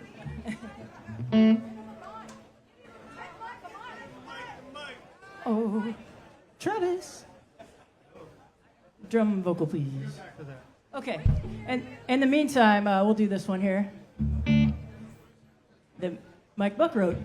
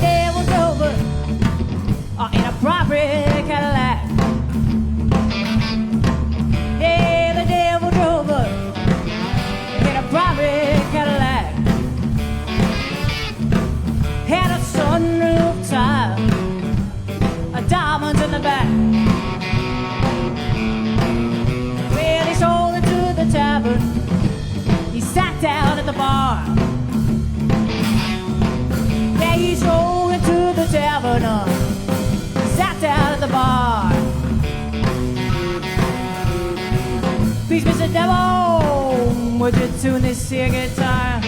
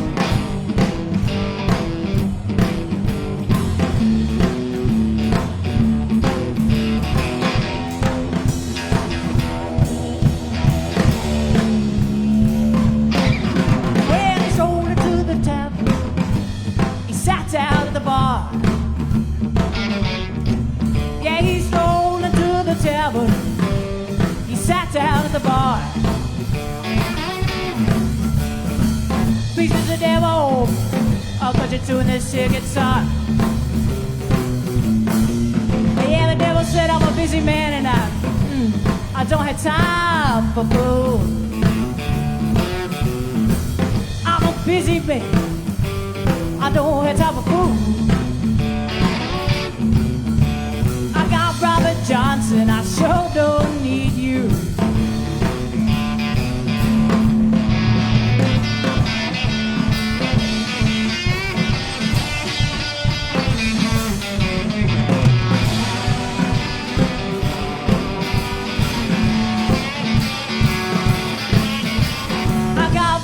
Johnson, I sure don't need you.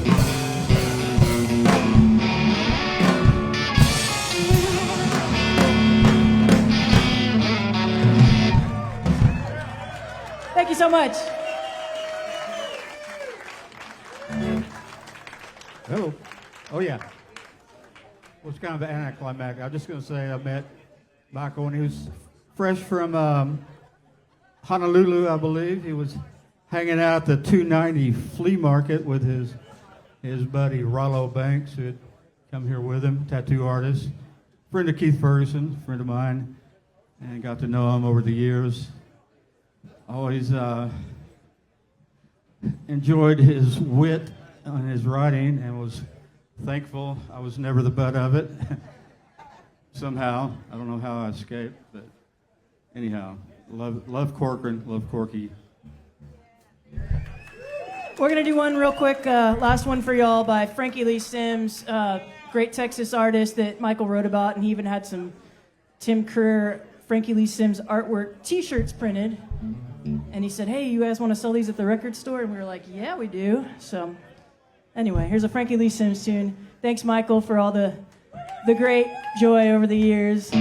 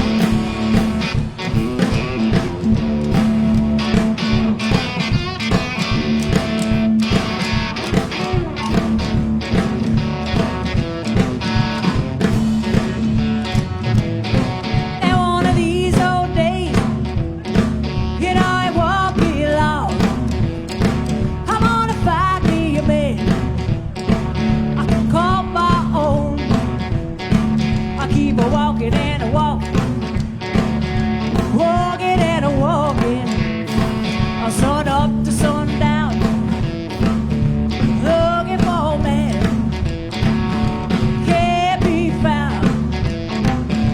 Lord, Lord, Lord, oh Lord, I got the body all alone.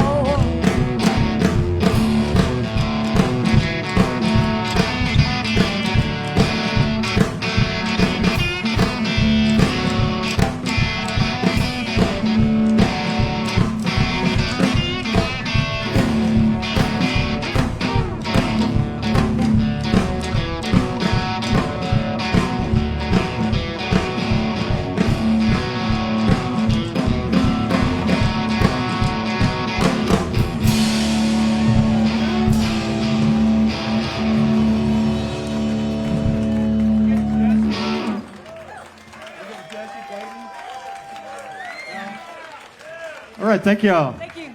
God bless Corky. But first, a quick remembrance from a genuine friend of Corky's. This is A. Whitney Brown.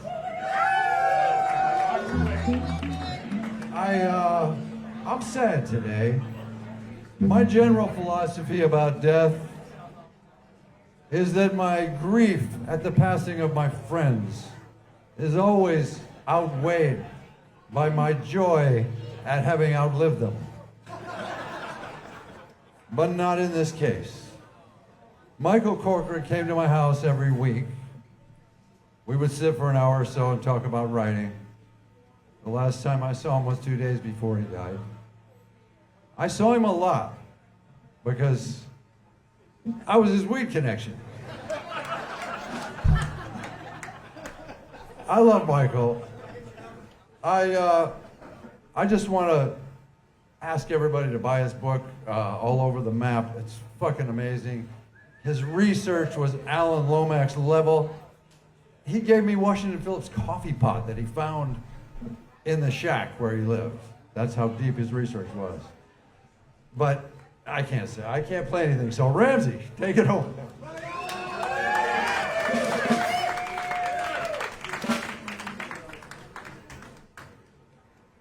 But wait, there's more. The writing of Michael Corcoran, this comes from 2013 from the Austin Chronicle, and I quote, "I met Ramsay Midwood 11 years ago on the 11th hole of the old Bergstrom golf course. My first thought was that he was a prisoner, given leisure time for good behavior. He was playing by himself, but his cart was driven by a uniformed female guard packing heat. The exercise yard of the Del Valley Jail ran alongside the second hole. So I spent the first couple of holes thinking Midwood here might suddenly start swinging during an escape. Turns out the guard was a friend looking for a couple of hours out in the air, but Ramsay still carries that scent of danger to me, which makes his albums of surrealistic mud-caked boogie folk music all the more appealing." Michael Corcoran, writing about Ramsay Midwood.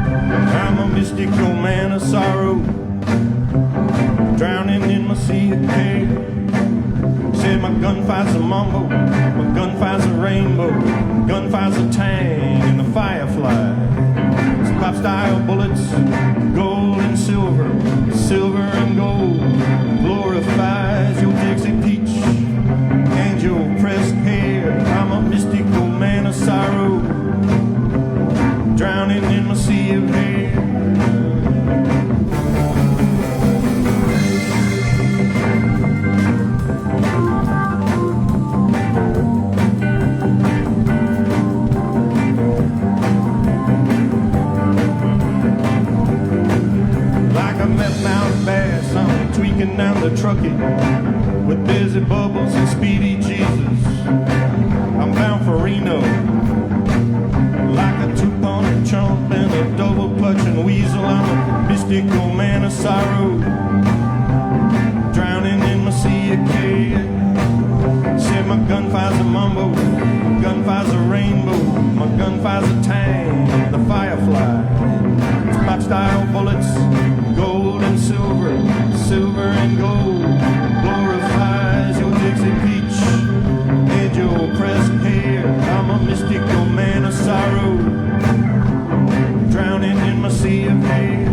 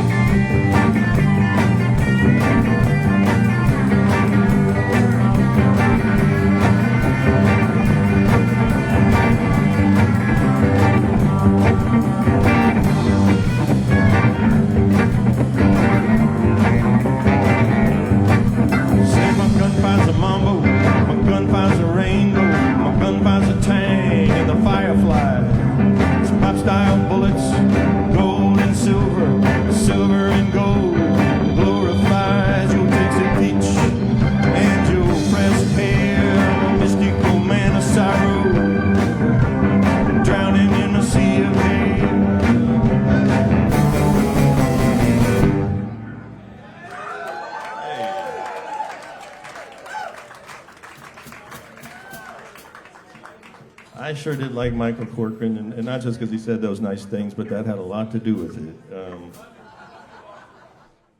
Now he was just. I met him at the Hole in the Wall, and he was what was he doing? He needed a ride home, and I was there to give it to him. We were there to see I think Alvin Crow and Charlie Sexton was playing drums with him. It was kind of a weird thing, but anyway, and then all that tough stuff, especially when you break a nail, you know.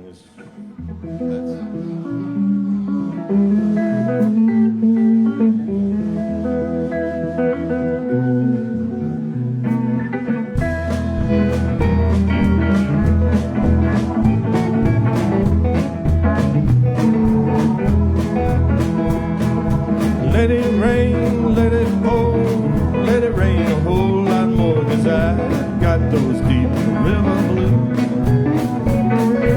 Let the rain drive right on, let the waves sweep along, 'cause I got those deep river blues. My old gal, she's a good old gal, she look like a waterfowl when I get those deep river blues.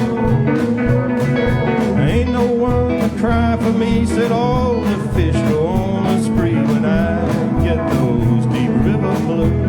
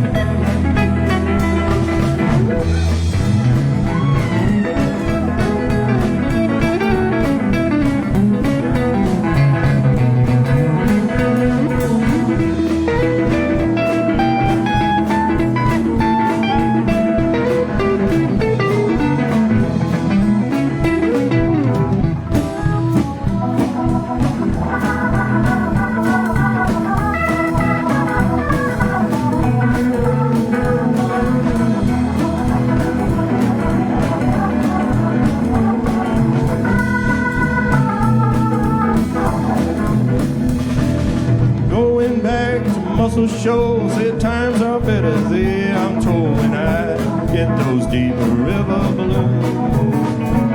I said my old boat, she's a good old boat, Gonna sail a city if she'll float when I get those deep river blues.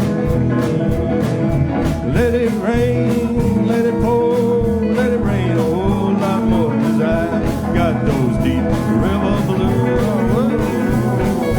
Let the rain drive right on till let the waves sweep along, 'cause I got those deep river blues.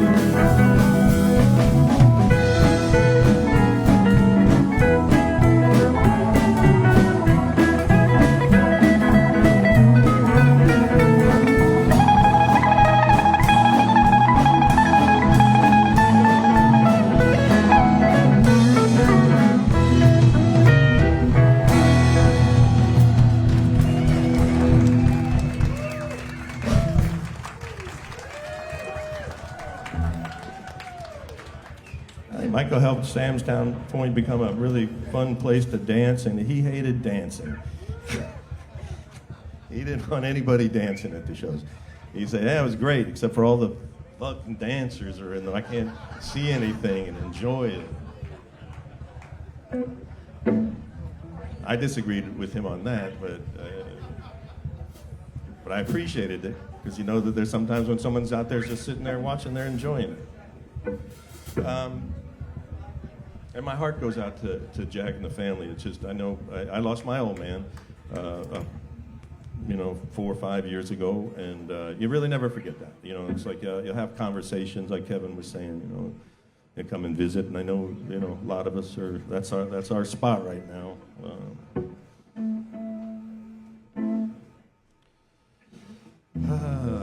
But on the bright side,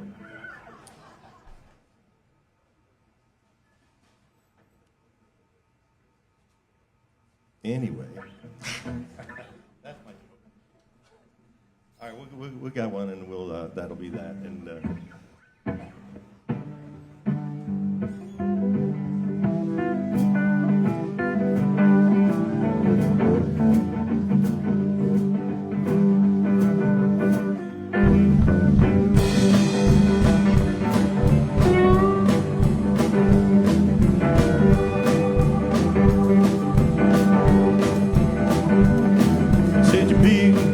like a grindstone, putting holes in your socks, poking no hosiery, that's what you need, putting into this misery.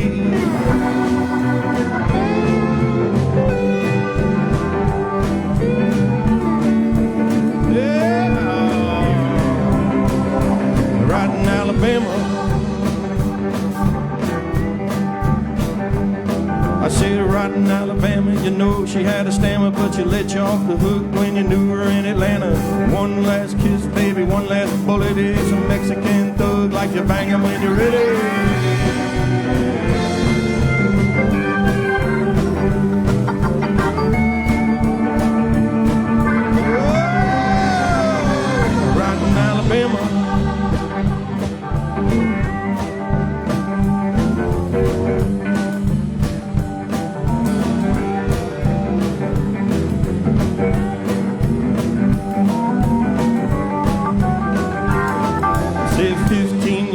My face was full of New World Order, was just around the corner, said now she's miles from here. It's about the blood, it's about a woman, she about a mile from here. Said one last kiss, baby, one last bullet is a Mexican thug, like you bang him when you're ready.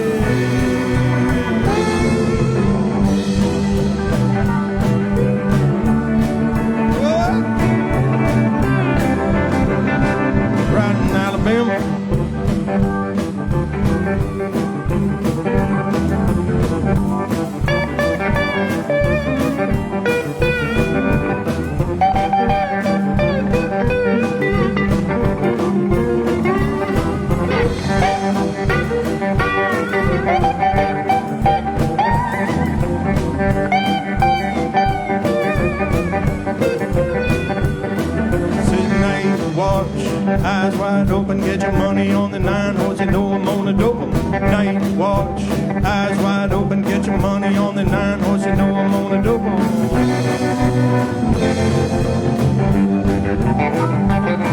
Yeah. No winner.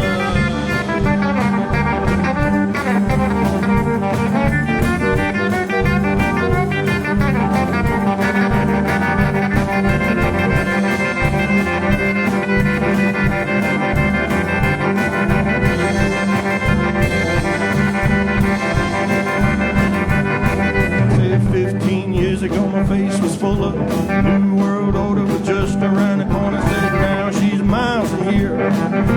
It's about the blood, it's about a woman. She's about a mile from here. Said one last kiss, baby, one last bullet. It's a Mexican thug like you bang it when you're ready.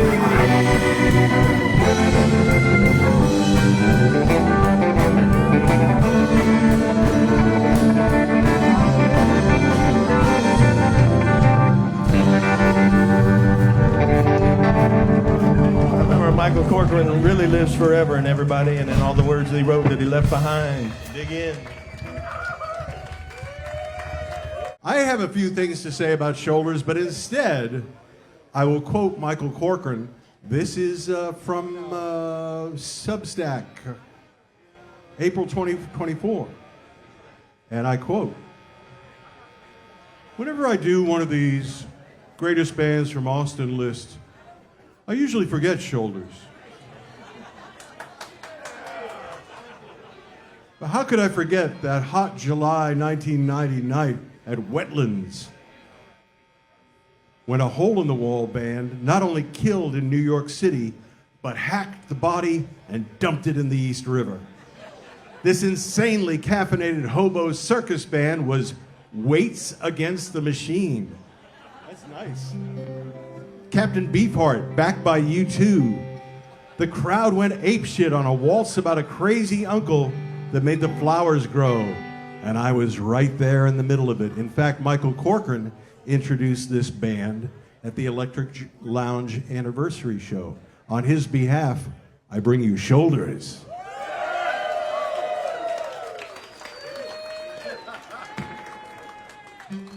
So I come from a family of Irish folks. I got 5 sisters, and so just like the Corcoran family, we got a big clan, and we miss Michael. I know it's a big emptiness in your hearts right now. So we're going to start with a nice dirge to lift you up. Our drummer came down with COVID 2 days ago. So be careful out there.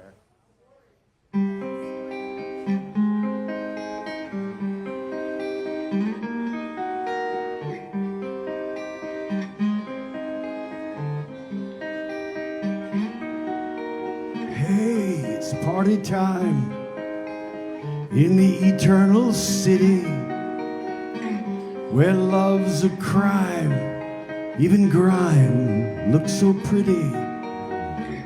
Life is champagne, we're the bubbles that won't pop. We feel no pain, 'cause the fun never stops. The fun never stops. The fun never stops. The fun never stops. The fun never stops.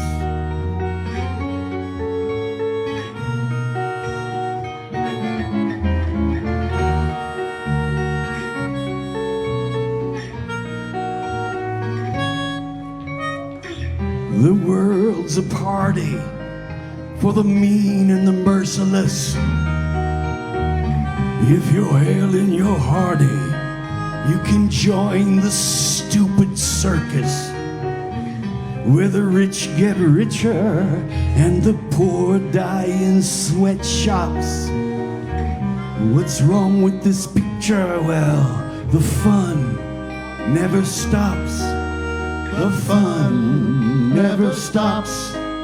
The fun never stops. The fun never stops.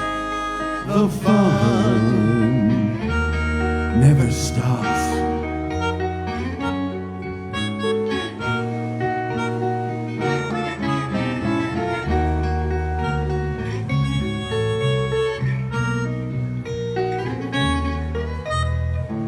Life is a death parade dance until you drop. You think you got it made, but the fun will never stop. When we're dead and we're gone, they'll dance on our grave tops. The fun goes on and on, yeah, the fun never stops. The fun never stops. The fun never stops. The fun never stops. The fun never stops. The fun never stops. The fun never stops. The fun never stops. The fun never stops. The fun never stops. The fun. The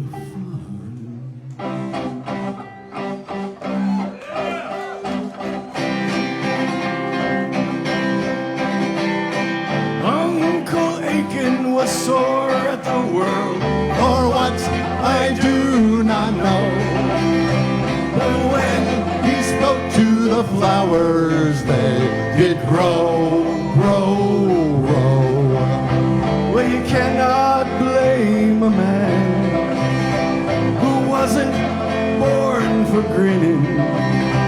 He bore a seed of life somewhere, dormant deep within him. Once I found him naked, bathing in my sea, whispering to a vase full of flowers. He said, grow, grow, grow. So I asked my Uncle Aiken, have you had too much to drink? Then he summoned his faithful powers and said, no, no, no. But Uncle Aiken was sore at the world for what I do not know. And when he spoke to the flowers, they grow, grow, grow.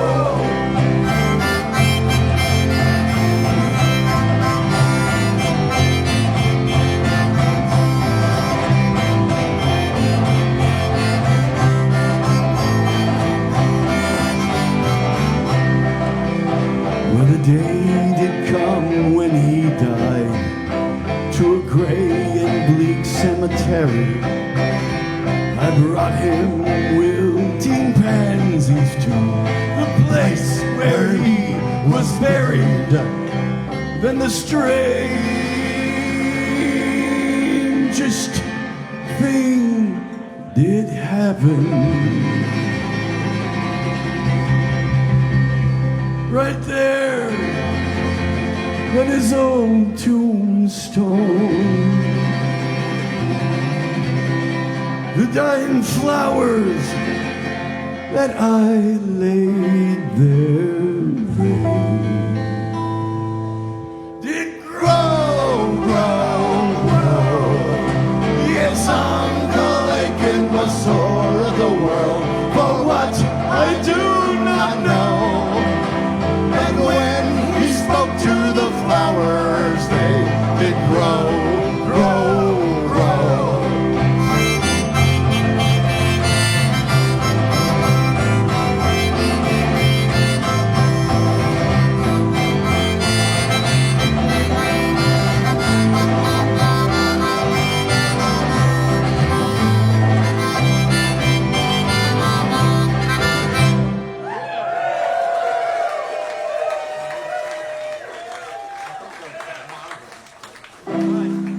Thank you.